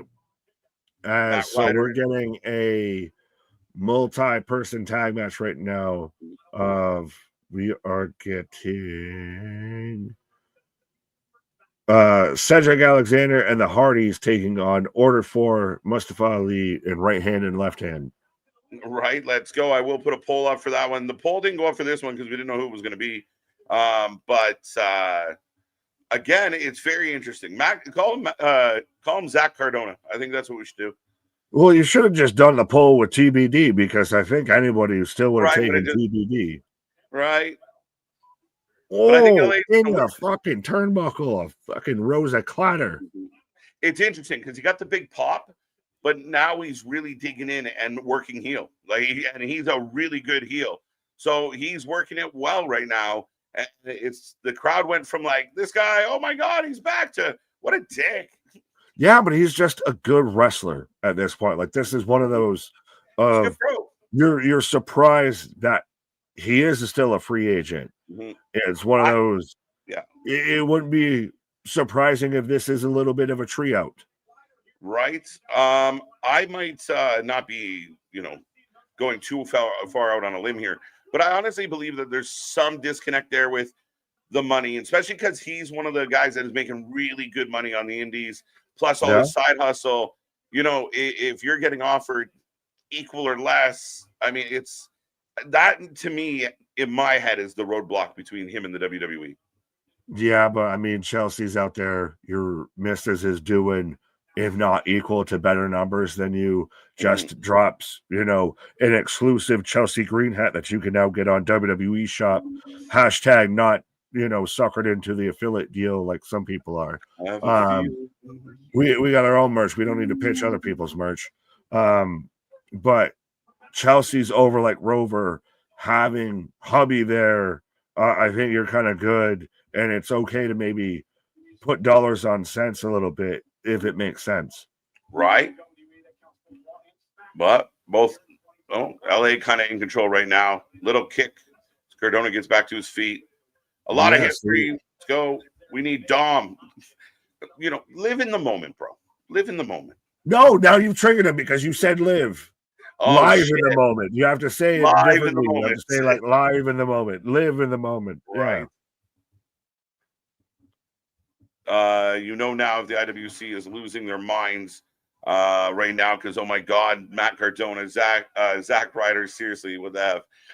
Some people are going to give him a hard time that, I thought you were never going to be Zach again. I guess that gift basket must have been good this year. Of course, typical WWE out there just riding out there for a Triple H payday. Zach Ryder. Yo, he kicked him. Like, that looked potato-esque. Potato. Like his foot was supposed to glide by him. It stopped on the side of his head. Connective. The TKO gift basket. It's pretty. It's purty. I mean, we haven't gotten ours yet. Allegedly, It's on the way. Yeah, they can just wrap some cellophane around a new car. Would be nice. Let's go. Gift basket, right? Yeah. Basket case is more like it. Facts. Zele gets back up, rolls through. The woos might be getting bigger pops in LA. Like, LA got up, the crowd was like, Now, did these two ever wrestle in NWA? Hey, what do you say? I believe they've crossed paths more than once. I do believe. Yeah, it goes out of radio silence. Rough Rider, 1, 2 count. Big I like that he hits that and he can hit it out of nowhere. It's wicked. That's some uppies. That's some bungees that you can hit that shit out of nowhere. Right. Radio silence. It's such a good looking move.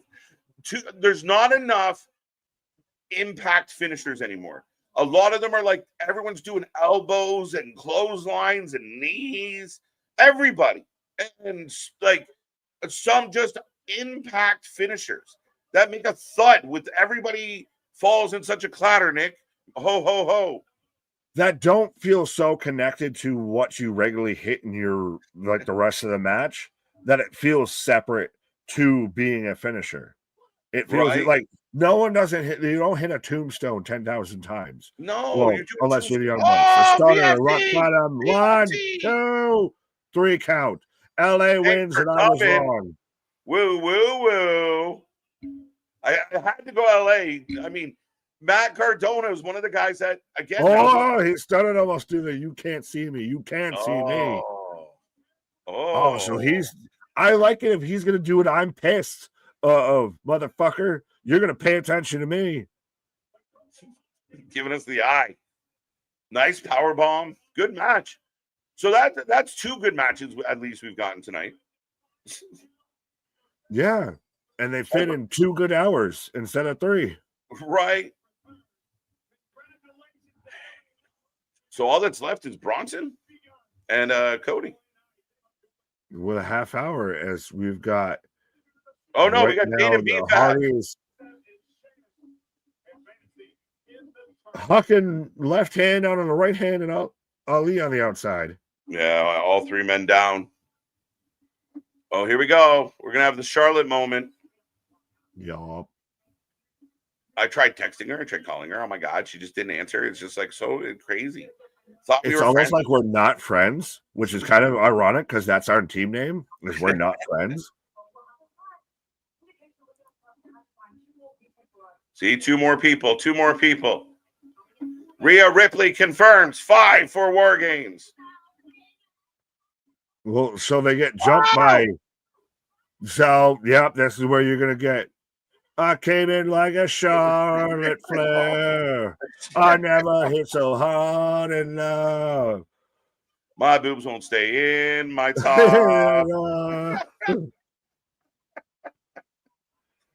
It's our titties. Show them we want.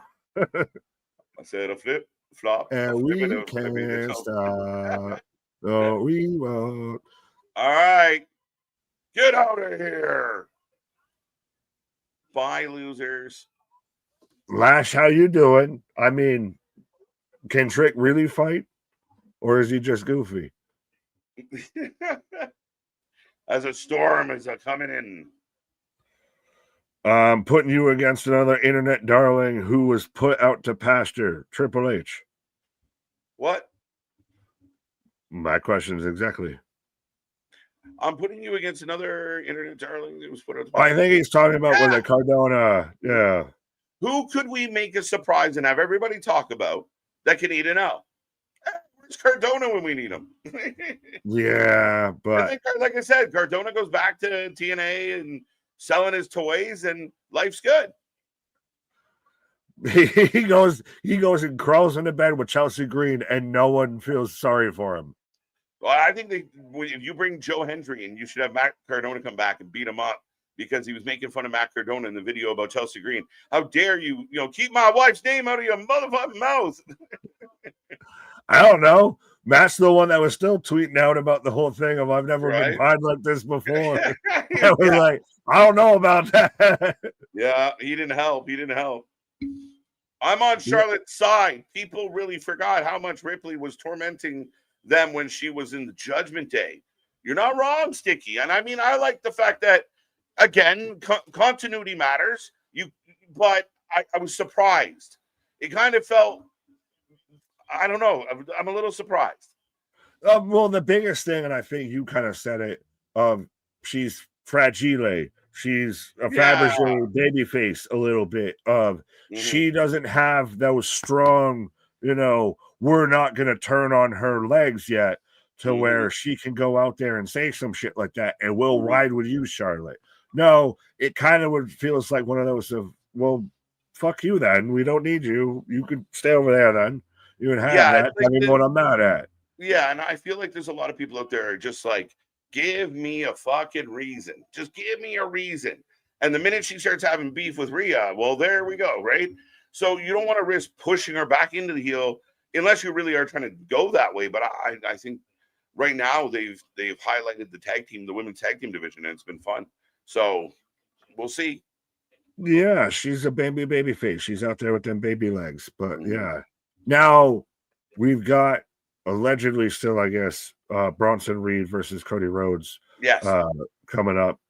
Yes. Malachi, Aleister Black get involved. Damian Priest get involved. Zelina Vega get involved. Everybody. Check. Drew McIntyre, Mr. Suspension. Like everybody. Drew popping up would be crazy, right? Because he's suspended. So have him just show up, run through the crowd, Claymore, Cody, and leave.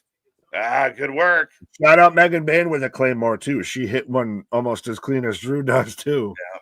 I thought Megan looked good at Blood and Guts. I thought she stood out and had some really good spots. I thought she did well.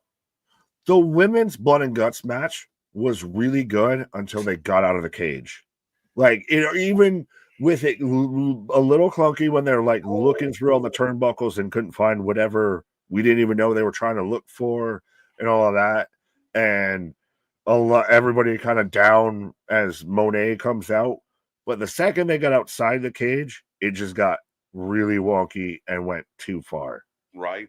I agree. I think they went too far. I mean, again, and it's a war games. You expect And anybody that watched Blood and Guts and noticed the botchy moments or the tables not breaking or the women that couldn't find shit in the turnbuckle. Again, remember that when you're watching the next type of match like that and you see a botch, they're gonna happen. These matches are messy. These matches are all over the place. So again, just hold this in. Don't move the goalpost. Just hold it in the same spot. But I do also think that you also have to take into account they are entirely alternatives to each other. You're going to get the War Games that is going to be much more akin to the old school, stayed in the cage, use the cage mostly as the weapon, didn't have this, that, and the third that would pop in. You didn't have barbed wire and thumbtacks and everything else in the old school War Games matches versus now with the Blood and Guts that's going to have, like I said, I saw people crashing out, well, pretty ladies shouldn't be bleeding. I think that's one thing that I would give AEW credit for. They've pushed the limit and pushed the line and expanded. And then, they can do it and it's justified. The problem is, Nick, honestly, it's not the actual, yes, there's problems in the show and you hear us and, the bookings backwards and it doesn't make sense and whatever. But at the end of the day, like, I think a big part of AEW's problem was the messaging of everything. Like when they were ahead and they felt like they won the Wednesday Night Wars and the Demo God and, bald asshole. And it's more of the messaging of like, come to the show, family fun. And then there's blood everywhere. Not the right messaging. Like your PR hasn't been great. And that's where I think AEW put fans on their heels of, you either think this is good or you're stupid. And it pushed a lot of people away because the messaging wasn't right. Because it shouldn't be where, we're the best wrestler. No, you were something different. You are like, you're trying to be in the ring with these guys. Be the alternative. Stay in your lane. Well, that is a bit of, though, being family affordable, I'll put it that way, because family friendly is not the way they should have said it. Family affordable is a little bit more that way, but they are truly the alternative. Their fan base is more of the issue, and again, their statements and their wording at times have been, it's like a picnic. No, poor choice of words, but overall, they do deliver as an alternative. Like there is still good shit there. Like I was thoroughly entertained, and we both talked about it. We were both entertained with Blood and Guts as a whole, but that's not saying it's not without fault at all. And to try and act like it was without fault is like behavior. Right. Was it just me or does Zack Ryder reveal kind of flat? I thought it got a decent pop. I think after, because he went from like, oh my God, woo, woo, woo, and they were cheering for him pretty good, but then he was working heels, so they kind of went from like, yeah, Zack. Yeah, it wasn't, oh, you're the babyface that's supposed to be here, get the big pop and the big reaction to like, no, now we're supposed to boo you? Oh. Yeah, so I want to address this real quick. Mr. Noob, pointless match incoming, no shot. Not every match needs to be oh my God, this is going to be a competitive championship match. You want to build up a woman and a new champion as dominant. I watched a lot of matches like this growing up. Especially on Saturday wrestling, they would just, you knew the babyface is going to beat this guy. It's to show off the talent without a full squash, without truly wasting the time, but it's to put her on display. And again, if you don't understand that, my guy, like to me, that's like some basic 101 wrestling, my friend.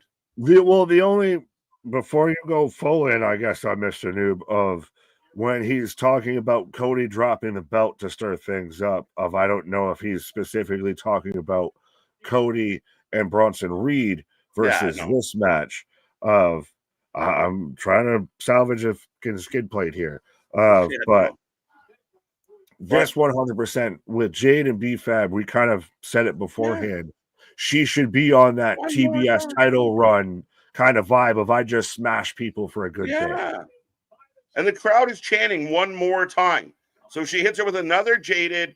Crowd goes wild. And looks at her fucking wrist like she's looking at her watch after she hits the anti-sexy Rhea pin.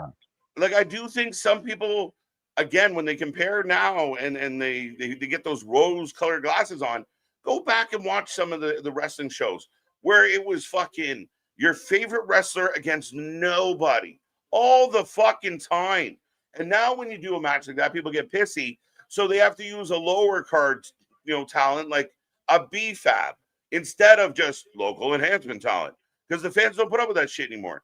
But again, you having your champion, a heel champion, come out, look dominant, pick a fight with Mia Yim. This is how you build somebody. Well, that's going to be your first real kind of feud, I think, is B-Fab or Mia Yim Mission versus Jade Cargill here.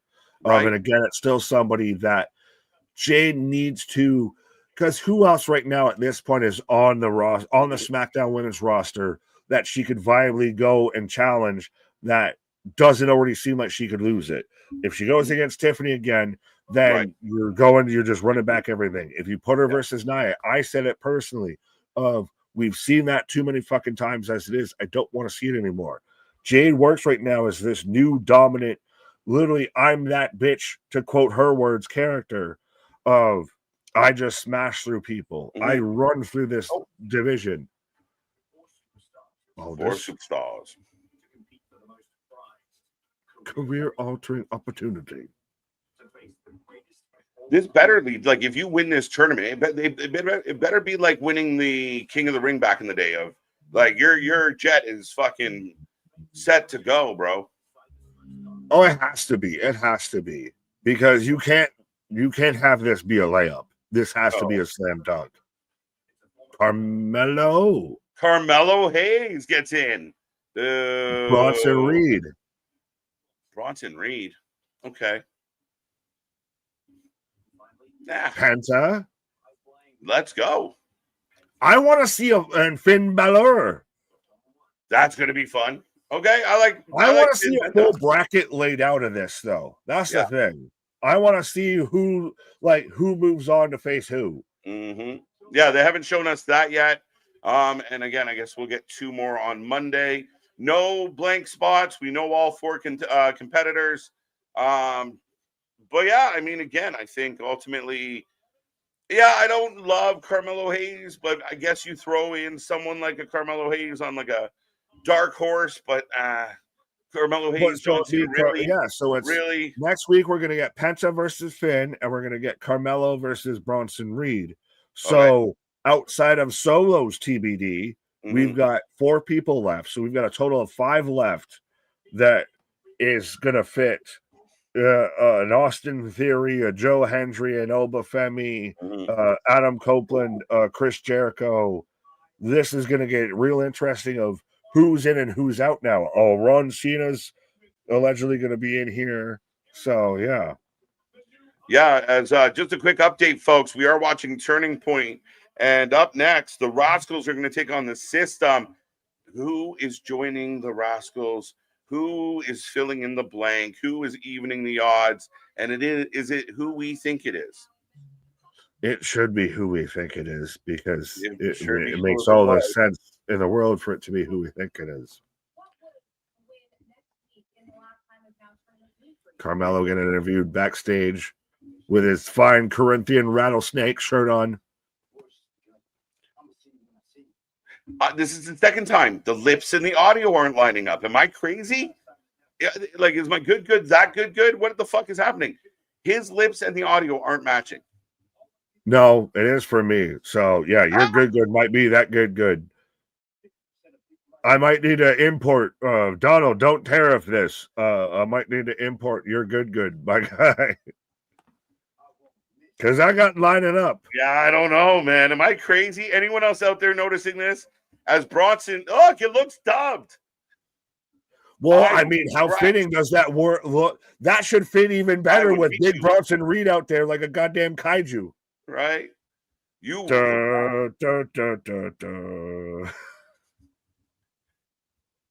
So no Oba. Yet. And again, I mean, no Oba, because he's back on NXT at the moment. Is that, well, again, can we be really mad that they didn't do what we thought they would do? Because we don't know what the plan for Oba is yet. And that's okay. That's where I think fans are kind of funny, is just, Well, did they do this? Did they do this? They can't do everything, man. Wesley. So we got the full And he's got his Rascals hair all in back. the clubhouse. And he's got his hair back, bro. He looks I know. better. Way better. The Rascals reunited, and it feels so good. This should be fun. Oh, absolutely. Just have this be, well, this is full TNA vibe right now of For sure. for all the bad juju that they might have had with the world title. This is good juju right now.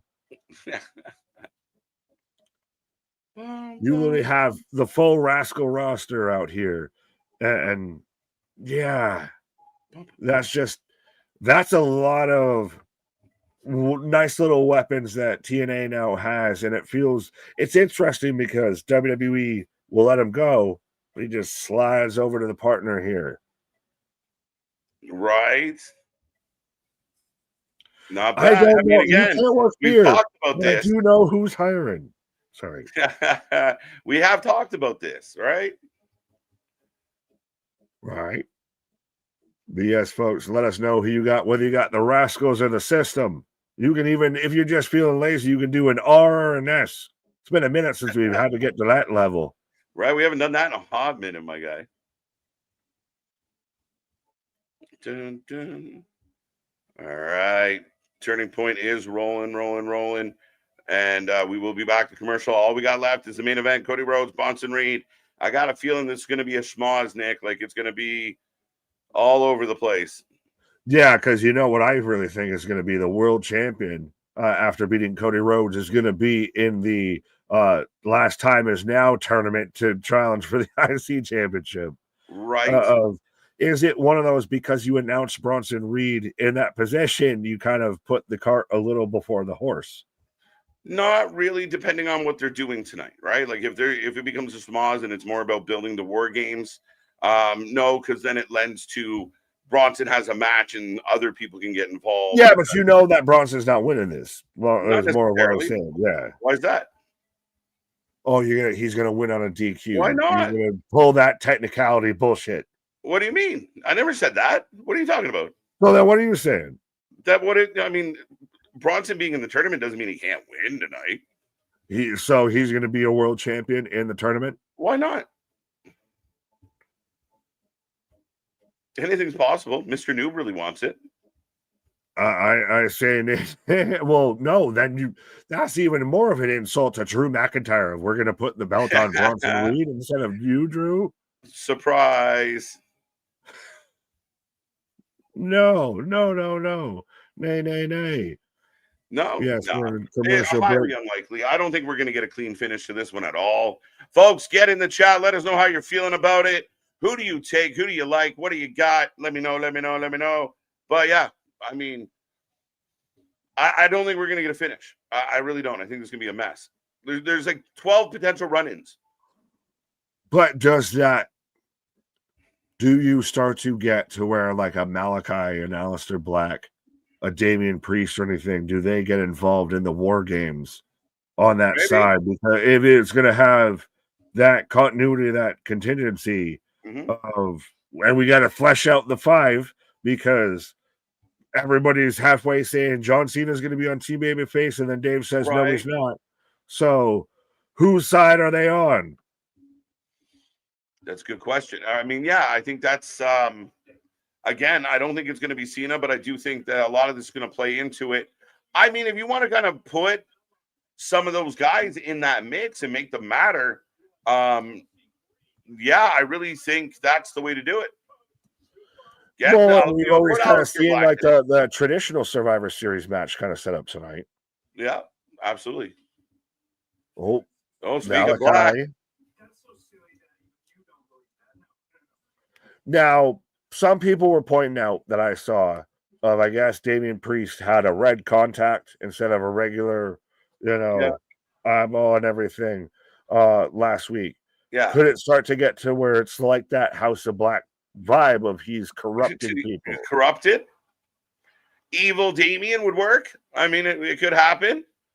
But this is good. And you know what they did? They kind of Karen Cross's gimmick? No, it was Alistair was Alistair doing it first. Like Listen, it was. yes. Was Cross like the first creepy dude ever? Undertaker. It's a shame that Undertaker was doing Karrion Kross's gimmick Right? Both fucking these 2 guys decades were not beforehand. He's talking about Cody though, which I really like. I know we watched it for like 3 months in AEW. Right? Like I really think this is good. Oh, his eye sucks. Like I said, he's not as dark in this vignette. He's not as like recessed in the dungeon, like, and it's foggy. They got him. He's got the dark, like the hood. She's in dark makeup, but they're in the light. Like he's talking more just normal. Like yes, they watched Frankenstein on Netflix. Yeah, so they just started to get Guillermo del Toro with this shit. Right. All right, folks. Let me put a poll up for this one. As 60% of you guys took, or 57% went Rascals. So a tight race between the Rascals and the System. And the main event, Cody Rhodes taking on our buddy, our friend, Bronson Reed. The tribal thief out there. The tribal thief.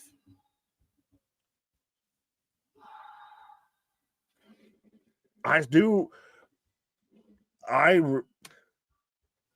do you feel as I just went through like the 10 stages of fucking grief on my own brain instead of out loud and everything? Feel about the fact that they've got Malachi Black, Aleister Black of before was the forgotten afterthought and everything, is now seeming like he's going to be the next real kind of prominent challenger for Cody Rhodes.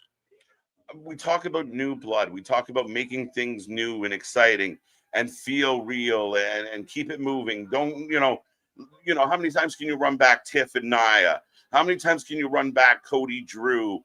How many times can you go back to the well on certain things? So yeah, bringing in, getting guys that we are excited about, a Malachi Black. I like what they've done with Damian kind of being upper mid. A guy like Drew still needs a true shot, but then you set up, potential opponents for him. Does the open hand slap from Zelina bring in a Brandy Rhodes? Like you even said, and I love that instantly. I started seeing memes of it online and everything. Who told you it was open mic night, bitch? Right. That's it. That's the interesting part when you see the spouse of an opponent raise hands to Cody. Where's Brandy? Where's Brandy? You got to keep it up. Do you ever see them actually bringing in Brandy? Like being honest, not choke. Yeah. So legit bring in Brandy. Yeah, I can see it. Because she is a good talker. She is somebody that, especially, again, if you want to help solidify Cody as a heel at any point, Brandy will do it. Like, if Cody turns heel, shows up with Brandy, she will make sure he gets booed. Because she is a very natural heel. Respectfully, beautiful, lovely lady. I don't think that's a glowing endorsement in one way or another, but yeah. She's really good at being annoying. Quote KJ White. Right. I agree, Ridge. I agree. Just, again, this match is just put in place. They found a reason to do it, an excuse for two guys to fight. And now it's just going to add more. This is where in the War Games build. So a lot of that's going to go down. We saw it earlier with the women. Now we're seeing it with the men. It's as expected. Yeah, but we're unexpectedly going to, for a brief minute, add addition by subtraction. There you go, Nick, taking a pause for the cause as we are in the main event. Bronson Reed coming out with Paul. No Braun Breaker tonight that we know of so far. And Paul just shooting lasers at Cody. Respectfully, I can live without any other Brandy Rhodes promos ever again. Bro, listen, there's a time I would have said you're 100% right. I think the only way I'm okay with it is if, as I just explained it, if you want to help solidify Cody as a heel, I think Brandy can really help him do that. No, respectfully. But good to see you, Mr. Box. Hope you are well, sir. Folks, go check out our buddy Geek Box. Bringing the community together one video at a time. Man, working so hard, he's sleeping under his desk. But go check out our friend Geek Box. And you've seen him on here before. We'll see him again. And, go give him some love. So we are off and running. How did the chat feel? 94%. Okay, we're still around 90%. going Cody. Cody, a heavy favorite. Cody wants to be the quarterback, says Corey. Everybody's fave. Thank you, everyone out there. 108 likes on the stream so far. If you haven't hit like, make sure you do so. And again, don't forget those little reaction buttons. They help the algorithm. There you go. There you go. That's hilarious, man. Good times. Dun, dun, dun. It's 9:50. They got 10 minutes. 2 moves and chaos. Yeah, sounds about right, Ridge. It's late, and we know Fridays we don't go over.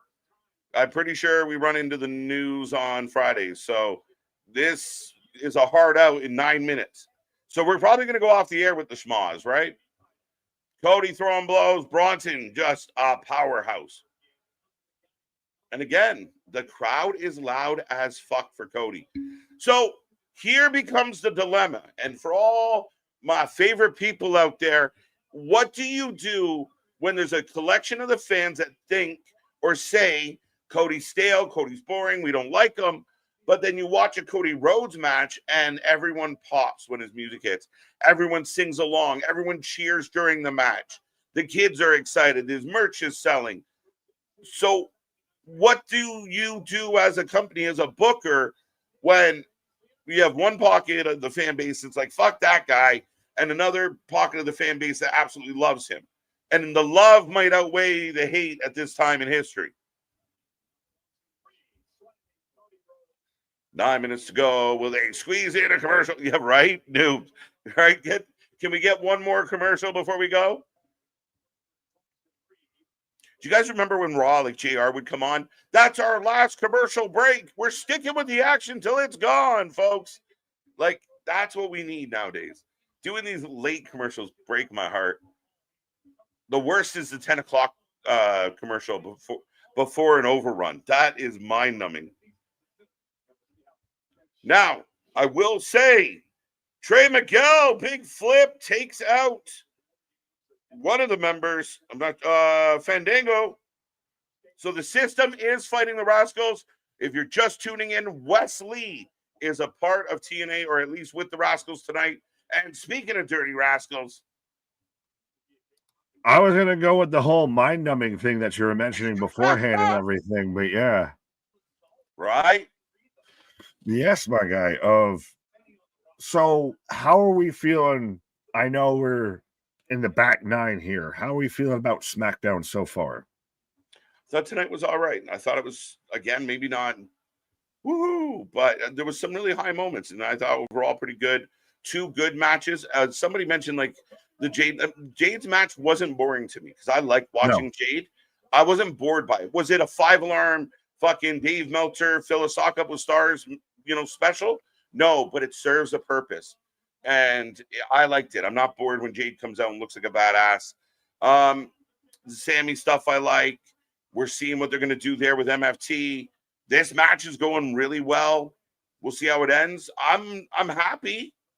Oh, bionic elbow into it was supposed to be a Samoan drop, I think, but it turned out to be more of a Death Valley driver. It was what it was supposed to be. Nothing overly spectacular, but it hit the notes it was supposed to hit. So 7 so far. 7. Right. Yeah, okay.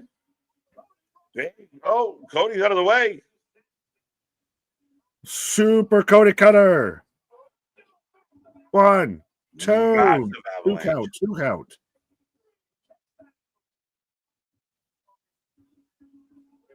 As right now, Brian Myers just tearing through the Rascals.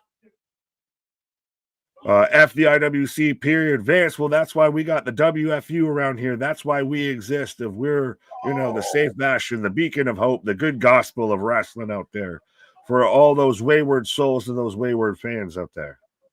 Right? Bronson Cody on the outside. Let's go. Chicken Nando. Wesley back in TNA. Yes, sir. Hanging out with his old friends. And it makes the most sense. I mean, let's be honest. I know we were all, does he go to AEW? Does he do this? Does he do? It makes the most sense of literally all his homies are over there. Like, all right, if you get fired from your job, are you going to go and hang out with all your buddies at the bar? Right. I think the fuck so. Oh, no! Logan Hey, Paul Logan! and Braun Breaker. Go Braun fuck Breaker with a yourself. body check. The boos rain down. Let it rain. Look, taking turns on Cody. Yeah, but Logan, those are the widest and safest and most glancing forearms I've ever seen. Dax Hardwood would be jealous of those punches. That's why throw punches, not forearms. The forearms look like shit. Oh no, we got company. You're gonna end up with some big reveal as to who's coming out, because right now the odds is even, if anything, at best. Well, we got Jimmy and Jey.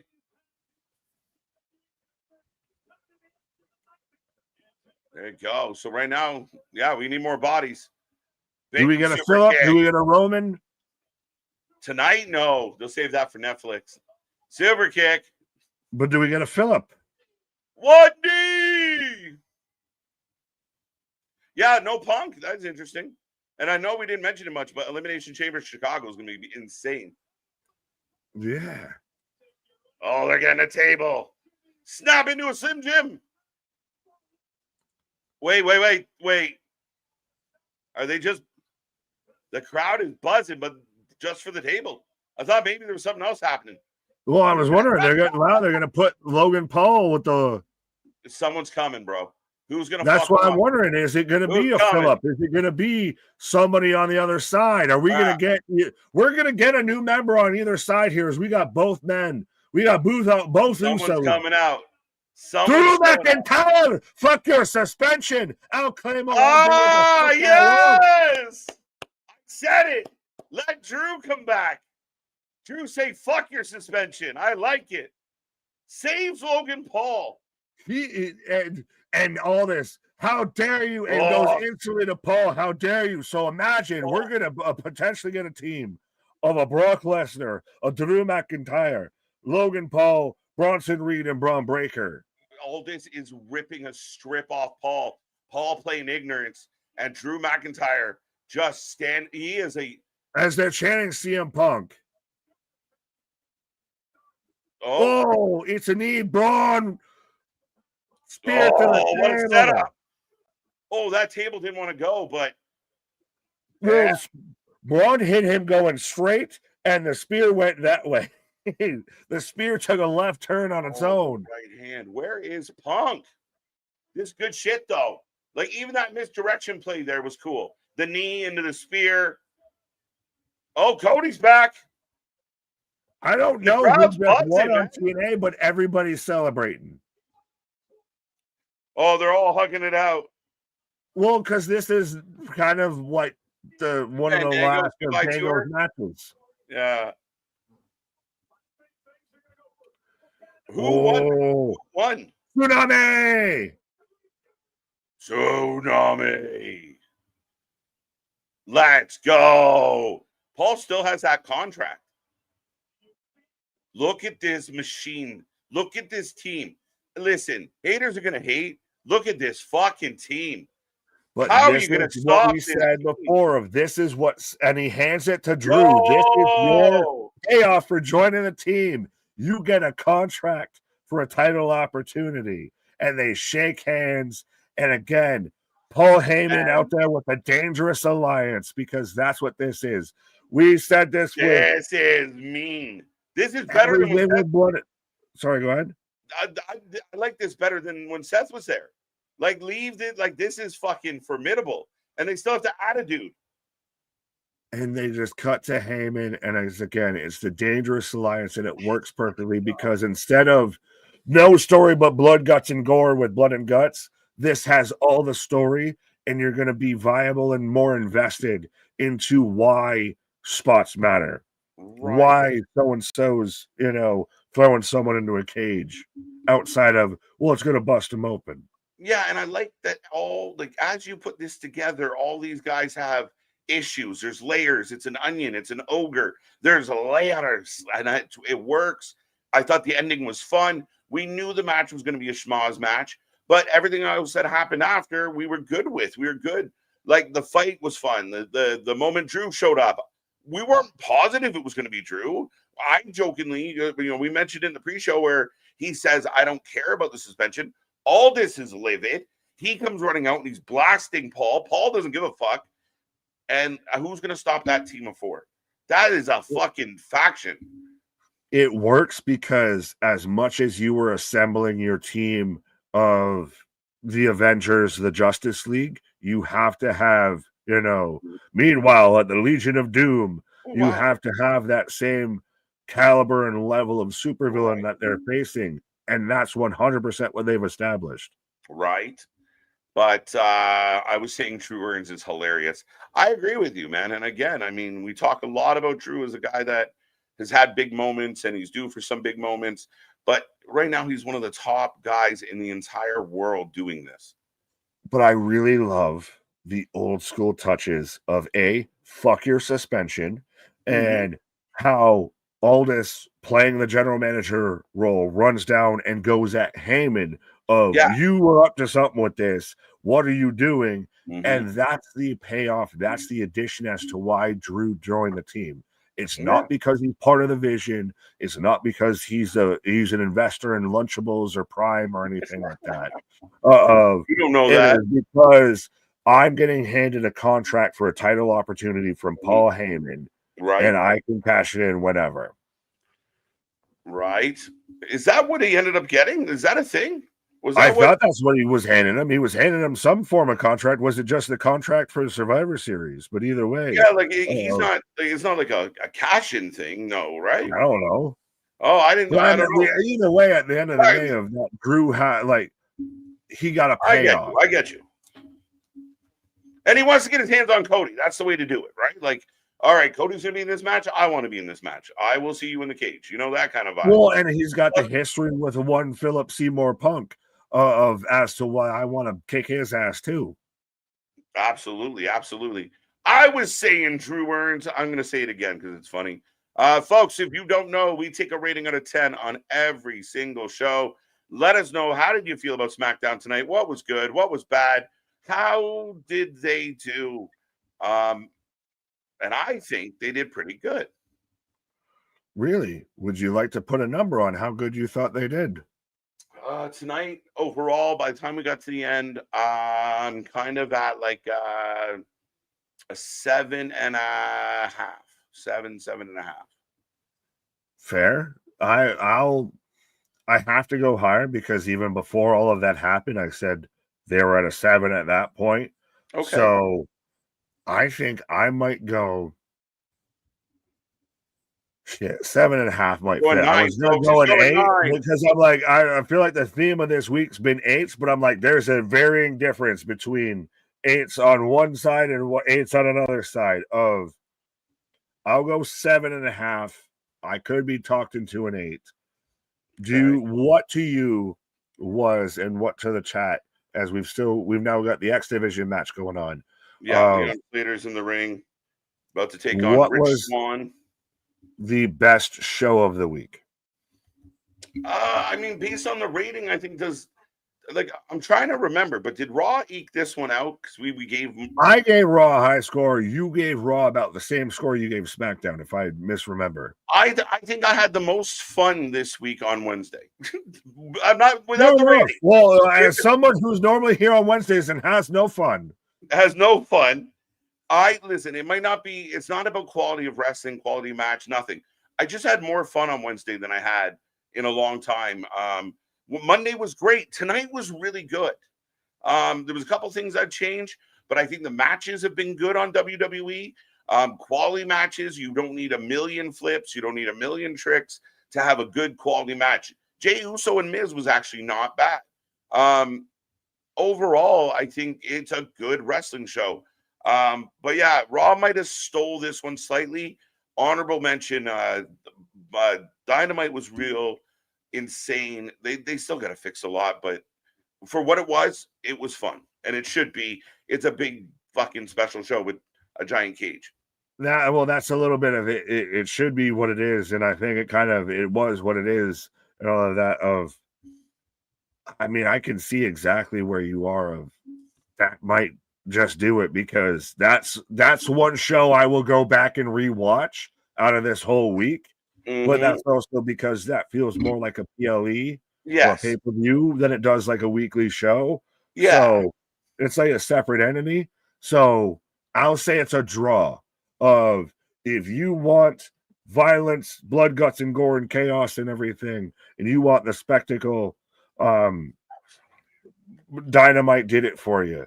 If you are more the story invested side and building up towards the pay-per-view of longevity, long-term storytelling, all of that, then I think Monday Night Raw did it for you, especially John Cena, Grand Slam champion on Monday Night Raw. And SmackDown was not too far behind, but was still behind. Yeah. Yeah, I mean, I didn't dislike really anything that happened tonight. I wasn't like, oh fuck. I get what they're trying to do with the women. I just think they went about it in a way that ended up a little flat. Yeah, the ending was fun. Overall, I got an 8 from Valen, 7.5. I didn't think it was bad. I didn't think bad at all. So then 7.5 is a fair score. 7.5, 8 I can get. 2 thumbs up, 8 out of 10. One more spot for the Vision. I wonder who it is. Is it Brock Lesnar? Is it Brock or is it Austin Theory? Do you think those are the 2 front runners? Those are far and away the 2 front runners, because Brock's the only one that has connective tissue. And Austin Theory, there's too much buzz. There's too much something. Like, it's one of those piss or get off the pot at this point. Like, who did he upset backstage that he's not getting used at all? Or is he just seriously that injured? I think a bit of both. I don't know. This idea of who did he piss off? Like we said, for a while, they gave him a Vincectomy. They had to fucking de-Vince him. But I think that's long past. So at what point do you get to see him booked solid, booked well? I don't know, but I think the kid's got a ton of talent and a ton of potential. So we'll see what that looks like. Paul instantly legitimizes him in a big way. Is there any dark horses out there, folks, that on the heel side, just the heel side? If it's not Brock, because here's my only fear with Brock. Brock kind of steals the show. Yeah. You know what I mean? Like, it's a big fucking deal. Oh, shit, Brock's going to be in the cage. But Brock is bigger than Drew in that situation. Is Drew the biggest one in that situation? Yeah. And I mean, Brock and Drew have history. And they're friends. Is it an Oba? Is it... Because it feels like it's got to be like a young guy. Like, I don't know if there's a current, like, who current roster, not big, so like, would you slide over there? In LA Knight? Not right now. Not right now, depending, because they haven't really committed to pushing them in that direction. Aleister Black might be the guy. Well, yeah. Then you do a Black Priest. You get Priest on the other side. Well, you have to. I know what I said. Move along. Move along. Good Lord, nutty. But you almost. It feels like whenever you add somebody like team on team kind of shit, you have to have a mirror on the other side. A little bit. So what is Drew Punk's mirror? So if you add a Malachi or an Alistair on the other side, you have to have probably a Priest on the other side. Yeah. So the question would become, would that help? I mean, they did run the promo tonight that, Alistair's got beef with Cody. So maybe, again, not joining the Vision, just, I also don't like them. Can I help you punch them in the face? Sorry. Fuck you, Geekbox. All right, Nick, with the JR comments. Let's go. My God almighty. Well, and I want to address this one because Amzers dropped it twice. Imagine teasing Edge. When did they do that? Did anyone want to let me know? Never happened. Timestamp when they teased Edge. Never happened. And they're giving us Zack Ryder. You say he reinvented himself, then he loses at 2 minutes. Anyone else remember? I know that was a lot longer than a 2-minute match. Definitely longer than a 2-minute match. Him losing makes sense because he doesn't work there. So you're not going to put if fucking Zack Ryder comes in and beats LA Knight, what do you think the fucking meltdown would be if LA lost to Zack fucking Ryder tonight? I will counter, because that could work in more of what we were talking about, to where that turns LA heel more of Really? they're And I'm not. losing to fucking Yeah. people who don't even work here because I Yeah. have to face the surprise opponent. Everybody else gets to know who they face. I don't. Right. And again, if that's the case, fine. But it looks like they're not pushing that way. And again, nobody teased Edge. Nobody teased Jericho. This is shit that people on the internet make up. Nobody did that. We did that. We like doing that. But that doesn't mean I wasn't like, oh fuck, no Edge. The Edge thing is bullshit. Jericho's most likely bullshit for a while. So people, again, just because you read it on the internet doesn't mean they're responsible for it. And even then, still, I know Meltzer went with this. Wherever did they fucking tease any of that? Because they said people who don't work there. Hey, guess what? We had someone who doesn't work there that showed up. Mm-hmm. Sorry that because again, we've said it for the longest time. You can't be mad because they didn't do what you fantasy booked. Yeah, 100%. It's not really right or fair, or it's not their fault. You made that up. We've talked about it before with stipulations or storylines. And again, not everyone's. It's like fucking Bruce Almighty. If everyone gets their prayers answered, who the fuck is winning and losing here, right? Like if everyone on Sundays praying for their team, who does God disappoint? You can't please everybody. Everything ends in a draw. I mean, on one hand, you can judge them on what they did. And what I think they did was not bad at all. I think it's surprising and interesting that LA got the win of just because it seemed like they were starting to go into this disgruntled LA Knight thing, and this might just help prolong it. But I can't be mad that you're telling me that because Chris Jericho didn't show up, that I'm all upset about this, that it didn't happen, that because Copeland didn't show up, because they didn't put Joe Hendry in that spot that I thought they were going to do because he just signed there. Right. No, judge them on what they did. Don't judge them on what you thought they could have done. Well, that's it. And again, on the merits of their actual actions makes the most sense.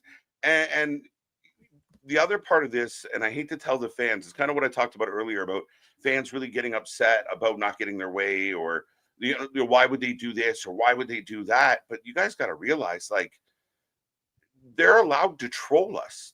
We want them to troll us. We want them to trick us. You want them to play sleight of hand. They want everyone to go, oh, it might be Edge, just to get people amped and then go another way. Now, maybe if you were thinking Edge and you got Ryder, you're not as excited. Fair enough. That's your prerogative. But I think wrestling fans, like, just because you can Google all the answers doesn't mean you should have all the answers. Like, fuck's sake. It goes back to, like I said earlier with SRS of, oh, they're clearly working angle. Shut the fuck up. Like, sometimes let surprises play out. Don't put your preconceived notions don't put your preconceived carts before the horse. Right. Randy Orton and Damian on Team Punk. Could be. Well, yeah. So you've got, so that would be your counter to Drew is Randy. Yeah. Yeah. Yeah, Randy makes sense. No, you've already got Force. You've had to add one more. You can't, because you've got Cody, Punk, and the Usos. Yes. So you have to add one more. So it's one more. Randy makes a lot of sense. And I like Randy because Randy opens that door of, when is Randy going to hit the wrong person with that RKO? When is he going to snap and hit the wrong guy? Could Randy be a sleeper agent? Everybody thinks Jimmy or Jay could be a sleeper agent. Could Randy be a sleeper agent? Right. Like, I just mid-match, I'm sick of the Cody shit and just nail him with it, right? Right. LA Knight turns heel on Cody and joins the Vision of War Games team. Book it. Listen, I want an LA Knight turn. I think that's the evolution of LA Knight. If we want him to be, we're going to get tired of cheering for him and him not winning. So you got to make him a dick. Right. Oh, Rich Swann, 1, 2 go. Back handspring elbow. Cutter. Yes, so we've still got Rich Swann taking on Leon Slater for the X Division title. 450 splash. 1, 2 go.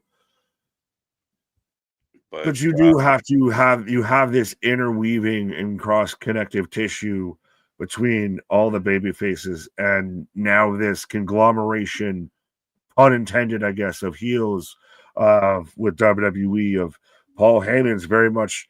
We see the vision, and it's looking more like a dangerous alliance.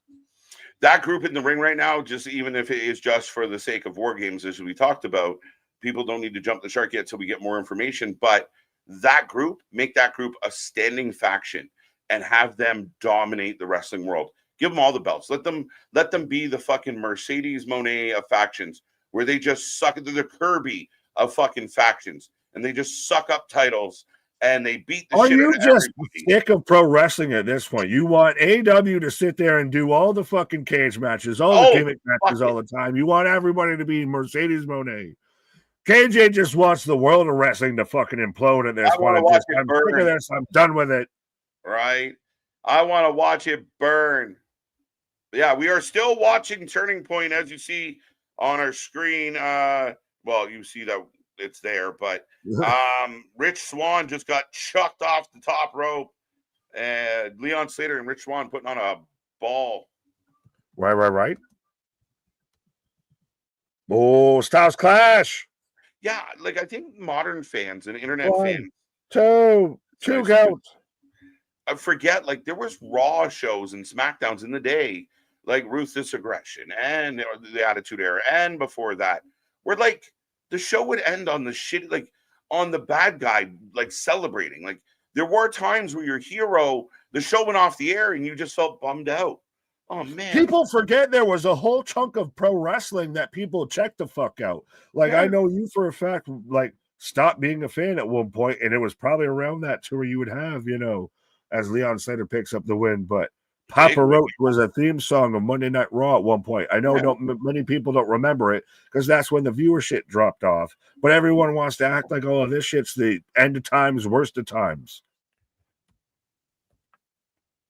100%, my guy. And again, I think more of my point was the idea that, in order for the stories to be cool and interesting, like you remember the nights where Austin got his ass absolutely whooped by the corporation or by Vince and Shane and the goons, or the show ended with Austin going off to jail.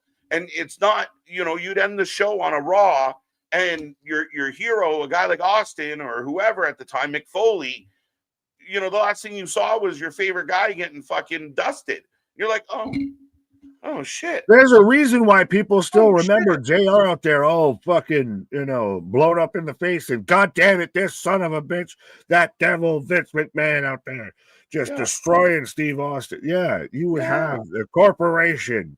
Right. And that's those parts, and even in movies where, when you have a show that you're really into or a movie you're really into, and the hero is on they're just not doing well, and you're rooting for them, figure it out, get the answer, beat the bad guy.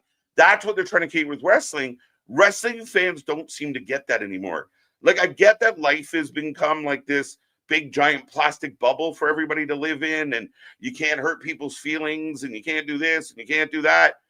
It's necessary to tell you, to have a show.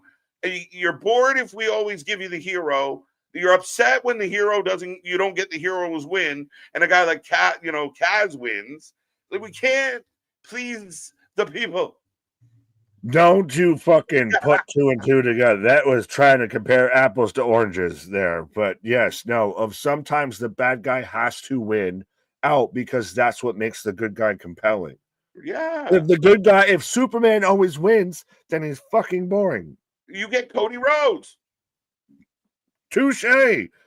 But Tabernacle. I'll be right back, sir. The show rolls on. Leon Slater's emotional, but I also think he got poked in the eye legit. No, because they were doing in my memory of I think it was his grandmother, I would assume, who passed away. So yeah, this was win one for the Gipper kind of vibe. Yeah, and Leon's a great kid, great star. We've seen him a lot with him and Javon are wicked together. Yeah, I can't wait to see him in NXT in 2026. Signed official like a referee whistle. 100%. He's a guy that they scoop up, and I mean, this is a guy that would do good in AEW. He'd do good in any company he went to. He's got a lot of upside. More upside, and you can the chat can answer this, and you can answer this when you get back. But more upside of Leon Slater or Kevin Knight, because I feel they're different strokes of the same boat. I think there's, to me, a slight edge to Kevin Knight, and AEW might not be showing us that right now. But the Kevin Knight that we got in TNA, the Kevin Knight we got over in England, the Kevin Knight can go. Kevin Knight can bang. Does he have the advantage though too because of size? Size and a little more experience, I think. Fair enough. Fair enough. So that's my nod, but I will be right back. The show rolls on, folks. Be a friend, tell a friend. Let's see if we got one match left, I do believe. Yes, I believe we're down to the main event that Mike Santana may or may not be showing up for. That no one's hearing me talk about this. I don't know, but no one's hearing me talk about how Mike Santana may or may not be showing up for the main event. That I believe is all we got left with this. But yes. As injuries or mass speechless, I guess is what your profile picture says. What kind of return is that? We got Ryder, and then they say, hey, he reinvented himself. He loses in 2 minutes, which he didn't. So you literally just repeated the same comment and paraphrased it differently, and we explained it beforehand, but I'll answer you again. What the hell is this shit? I think it was a good match, and it wasn't 2 minutes. It was probably at least solid 12 to 15, and it did pretty solid. And they actually had him as Zack Ryder, surprising instead of Matt Cardona. WWE Vault was teasing Edge for a month now. What the hell? No. See, this is how they're playing the long troll game here. Just because WWE releases, the history of John Cena versus Edge doesn't mean that they're trolling with it. They're doing it fully to troll. They ain't teasing it. They never said anything with that of just so you can get an antiquated and annotated with John Cena's last opponent. No, that's Twitter and everybody in the IWC running with that. 100%. I'll give them full props. They've sat there and released this and that all around John Cena around the vault. Trust me, I can't wait till it's probably that whole weekend before or from Friday till Saturday, the 13th in December. They're going to release every goddamn John Cena match on a whole playlist. And I'll be hitting her watching it live. Not live on here, but live in my house. Just because people think it's going to happen. And they they troll around it of, hey, we'll make you think about it. They never said anything about Copeland showing up. Not at all. Meltzer's been the one that did the most about bringing up about Copeland showing up, about Jericho showing up. Jericho's contract's not up till December. They're doing more to play off of it than anything WWE is. But up next, we've got the main event of the evening of Mike Santana and Steve Maclin versus Nick Nemeth and Frankie Kazarian. And they still have Nemeth holding the trophy. So we'll see if maybe that becomes a factor, if he gets half of a cash in, or it was just he only had the golden ticket, did Kazarian. But is Santana here? Is he going to show up, late in the hour and just destroy the gaff? What are we going to do? Zack Ryder is signed with WWE. KJ Nick, not a one-time thing. Is that official, Damien, or is that you just saying things? Because I haven't seen anything clearly as we're doing this. To see that he's actually officially signed. Cardona failed to finish the Long Island True Long Island. Whatever. You know what the fuck I was trying to say. So be honest. Who did you want to show up tonight? All right. So we're breaking down the argument. Okay. So who did I want to show up? Who I wanted to show up, honestly, was probably Joe Hendry, because they had just signed him and they had just announced it. So even then, still, Copeland or Jericho, not in the conversation. Am I mad that Matt Cardona and Zack Ryder showed up? Not at all. They've already been featuring Joe Hendry on NXT with Thea Hale. So he's already been currently actively involved. They just returned Obafemi, who was another person I wanted to be and could still be the mystery opponent for Solo Sikoa on Monday Night Raw. They just had Oba return to NXT to challenge Ricky Saints. So again, you're asking me what I wanted. That's fine. I'm also not going to be mad that they didn't give me what I wanted, but it was still really good at what they gave me. And so they do. So that is that still the trophy that they have? Yeah. So they still have it. Call your shot, Gauntlet winner, Nick Nemeth. So it still does exist. So we can still end up in one way or another with a new world heavyweight champion tonight that isn't Frankie Kazarian.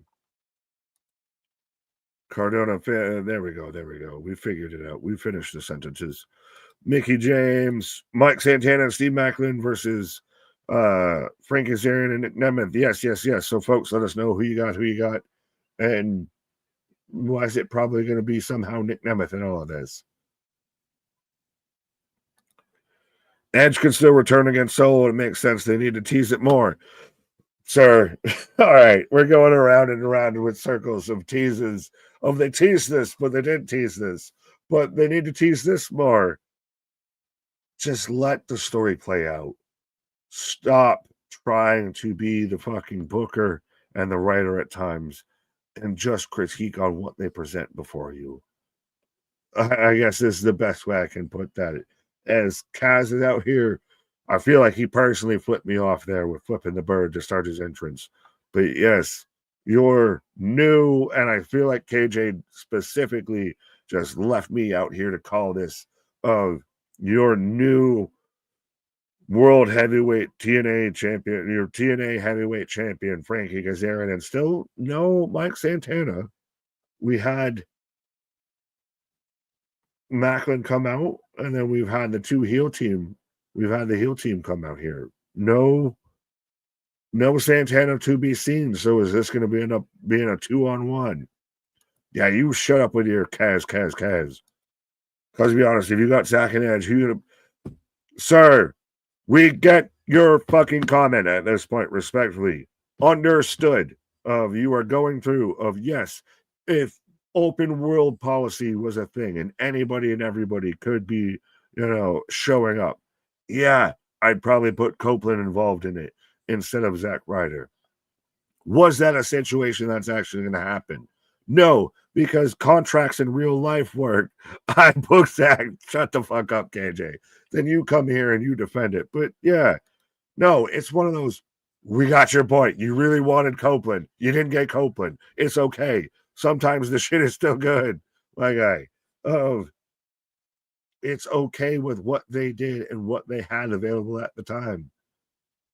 I would really love if the Buffalo Bills had Justin Jefferson and fucking CD Lamb as wide receivers, but that don't fucking happen. Because guess what? They play for other teams. It's that kind of shit, my guy. But anyways, so it looks like we're getting a 2-on-1. Looks like it's just me. So yeah, so we're literally getting a 2-on-1 of Maclin versus Kazarian and Nemeth, because Santana no show for the time being.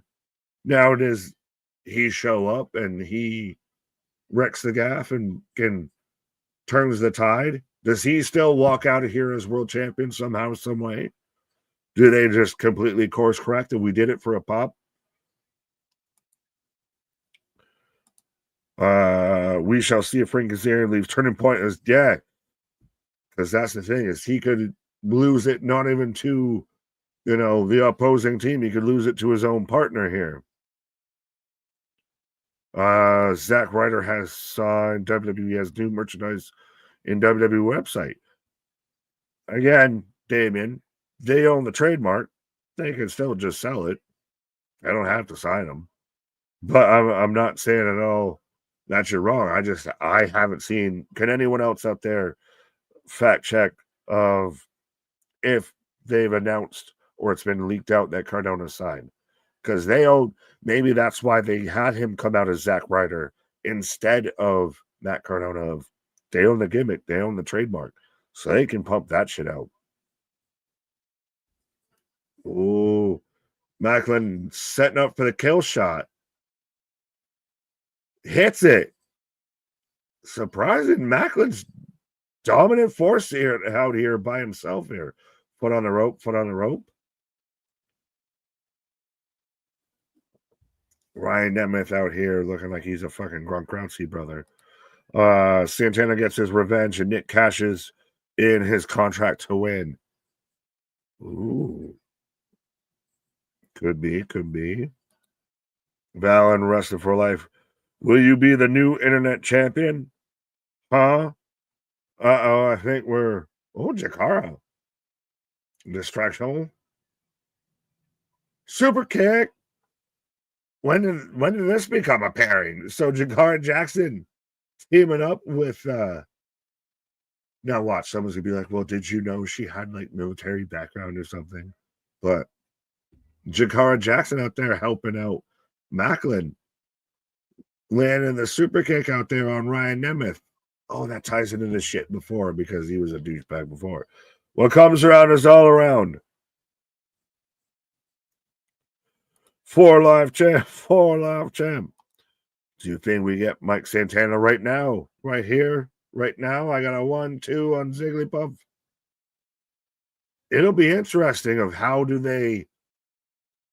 what do they do with now Santana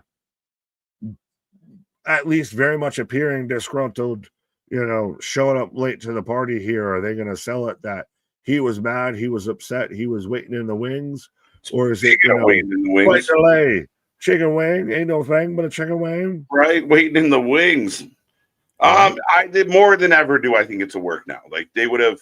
I think if he had really walked out, really stormed out, blah blah blah, they would have replaced him. They would have put somebody in this spot, and so they're working good. This is good stuff, and the internet right now is buzzing, and the dirt sheets can't help but put their foot in their mouth. So we'll see how this plays out. I'm really curious. Yes, how do they do it? And does Kazarian leave tonight still as TNA World Heavyweight Champion? They might, but I mean, it'd be weird if Nick got it today. I mean, I'd almost be happy. I'd be happier. I'll say that. Happier? What's really the difference between Frankie and Dolph, bro?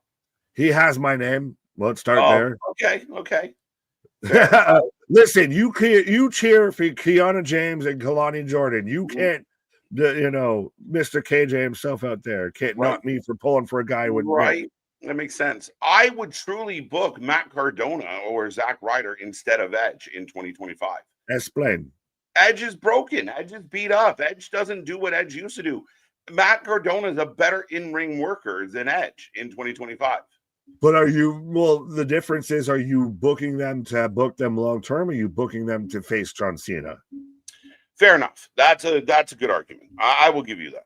If it's that's just my aspect on it is if I'm looking for who's going to face Cena, right. It's Cope versus Ryder. Yeah, Cope might have the edge on that one. The same guy that jumped Nick last night jumped Santana. We still don't know who it was. We assumed it was Frankie. Did we, or did just you? Because that's he was way too tall and way too youthful to be Frankie Kazarian. Right? That's way too youthful. Now we that's got to keep a polite way of saying because Kaz is old. Right? Like Dolph and Kaz are on the same team. So. Yeah. That don't mean they can't fuck each other over. They're both heels, right? Yeah, no, that's true. Especially if Frankie Kazarian takes the pin, then takes a pin? Exactly. Hey, and they came out with it and specifically mentioned how he was still, and that's the thing, because you thought was the one cash in. Yeah. It still exists, so it's still there. It still exists, which I did not think was the case. So that's interesting. So basically, you give two. You basically give away two because they tied. Yeah. All right. Which is why it was a bullshit finish with that, and I crashed out over that, and now I'm crashing out over the fucking aftermath of this. Now, could they do to where Santana somehow the name on the contract is null and void? It's still I win because I have the cup. Right, still my cup. Like, I don't know. But Steve Macklin going to the top, trying to compose himself, and he's taking on two guys doing well. Is Macklin a guy that you, if you're WWE, run it back, bring him back? You could. Ilia Dragunov versus Steve Macklin. Look. We got to pull up. Stop. Drop. Shut him down. Whoa. Santana in the house. Were you just late for work? Yeah. Wait, what happened? And no one gives a shit what he's doing. Nothing. Right, like I was late out of protest. Oh, Santana taking time to tape himself up. Yeah, I gotta stop and tape my wrist up. And let's go. Santana walking in. Crowd goes wild. All right. What? Frankie runs. Nick. Oh, the lights are flickering. The lights go down in Georgia. Yeah. Why they get dark all of a sudden? Mood lighting. Big back elbow. Santana on fire. Are you in the back nine now with this match? Because you're not going to have this happen midway through. No, this is the end. We're really close to a finish here. But I know. Well, no. Frankie's back. No, Frankie gone. Frankie's I swear to fuck, if Frankie's there and pins Mike Santana again in this match, I'm for real leaving. I'm for real leaving. Do it. Oh, fucking leapfrog does that. Oh, cut him! Kind of a DVD. It was return DVD. So close to on his head. Big up and over. Frankie down. Mike down. It's always interesting when somebody does a full senton over the top and the most they catch him with is like their heel. Yeah. And just,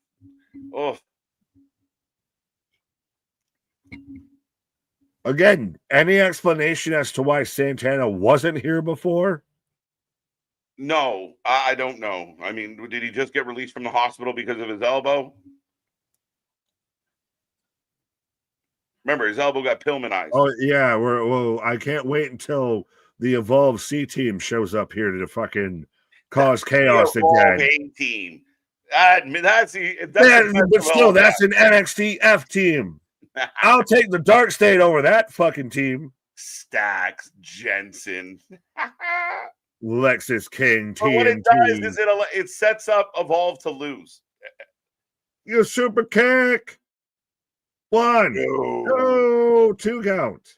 So close, folks. You were just tuning in. We're in the main event of Turning Point. Dolph with Frankie teaming up on Mike Santana and Steve Macklin. Macklin back in. There goes Dolph.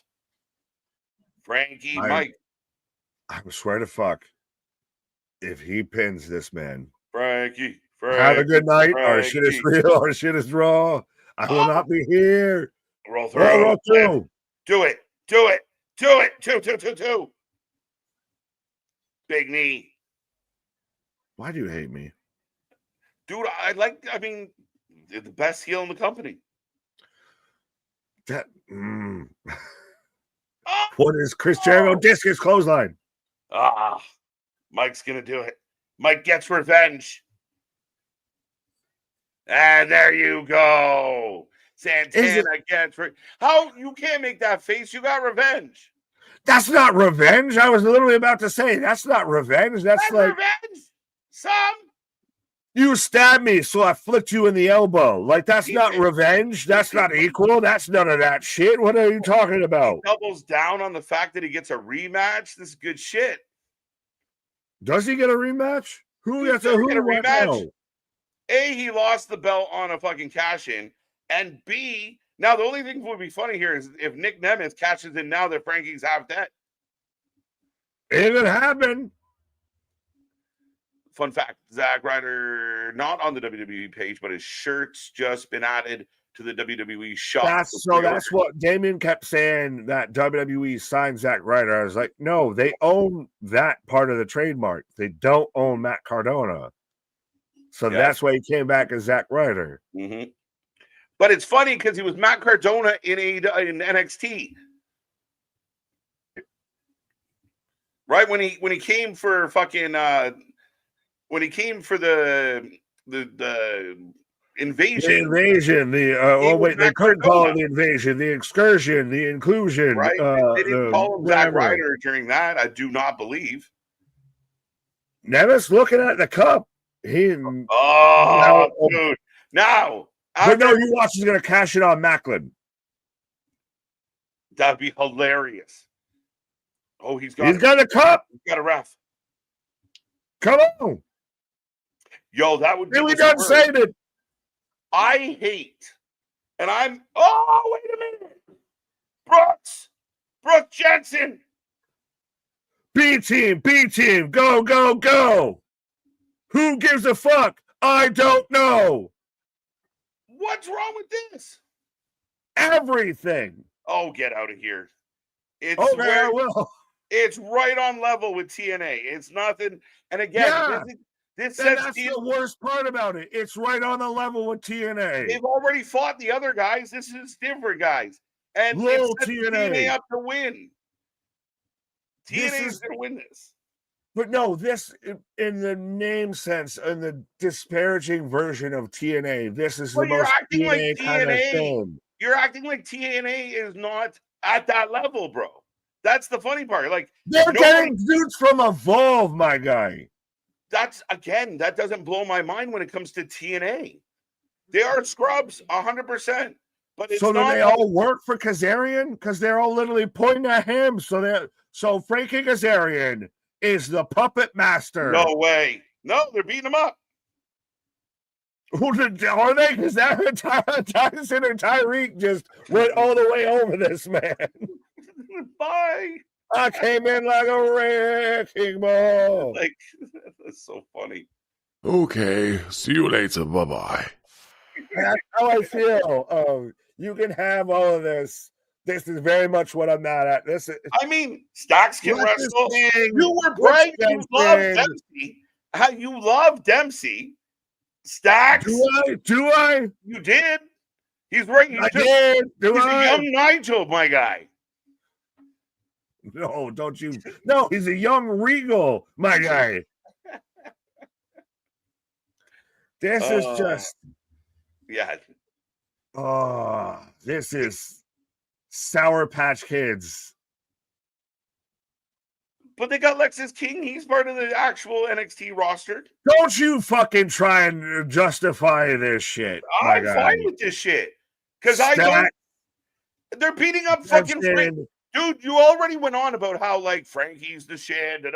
Like, they're not beating up. Like, it's not that much of a drop-off between these guys. They're beating up Santana. Right? Like, oh, I'm so sorry. Oh, what did I do? No, Stallone. Robert Stone, Robbie E is a figurative, formative person in this manager, a much better manager than Ava, who you defend all the time. And I will still defend over Robbie E. Robbie E. I'd rather have Robbie D any day. Jeff Hardy, the Hardy Boys. Finally, some fucking talent arrives. Now, of course, it figures that it's the Hardys they've got to take 20 minutes dancing down. But this sets up so well for the TNA to actually win the rivalry. Like, they're going to eventually come out of this winners. And it's all good experience for all these. Look what it did for Tatum going over there when Tatum was a nobody and Tatum getting work in TNA and then coming back and being NXT champion. We watched it with Trick got better going to TNA. That they're taking a bunch of guys and getting them exposed on TV. And again, not the exact same, but it's not like TNA is like the fucking Premier League and we're throwing some fucking D-level teams at. It's literally this close.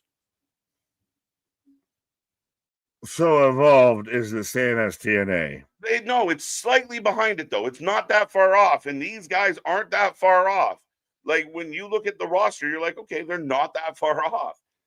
But we go off the show. I'll give you that these guys looked like they would be signed on TNA, but them showing up and disrupting the whole main event scene is just befuddling and befoogling to me. They're setting something up. They're setting something up, obviously. So we're going to get some type of match, some type of showdown. And again, I'm all for it. I'm all the way not for it. How about that? Right. To me, this was, again, you had something there. I would still, it is so, right. And, well, on this way, is it that you're so dependent on the WWE nipple of that we've got to have the Evolve story, we've got to have talent from another promotion that doesn't work. A lot of people like Evolve, dude, and a lot of people will say that Evolve gives you better wrestling on a Wednesday than any other show on a Wednesday. Than TNA? That's not even my point. What I was making of that, you've got to sit there and rely. You've got to bring in talent from another company instead of getting your own talent over, your own stories over.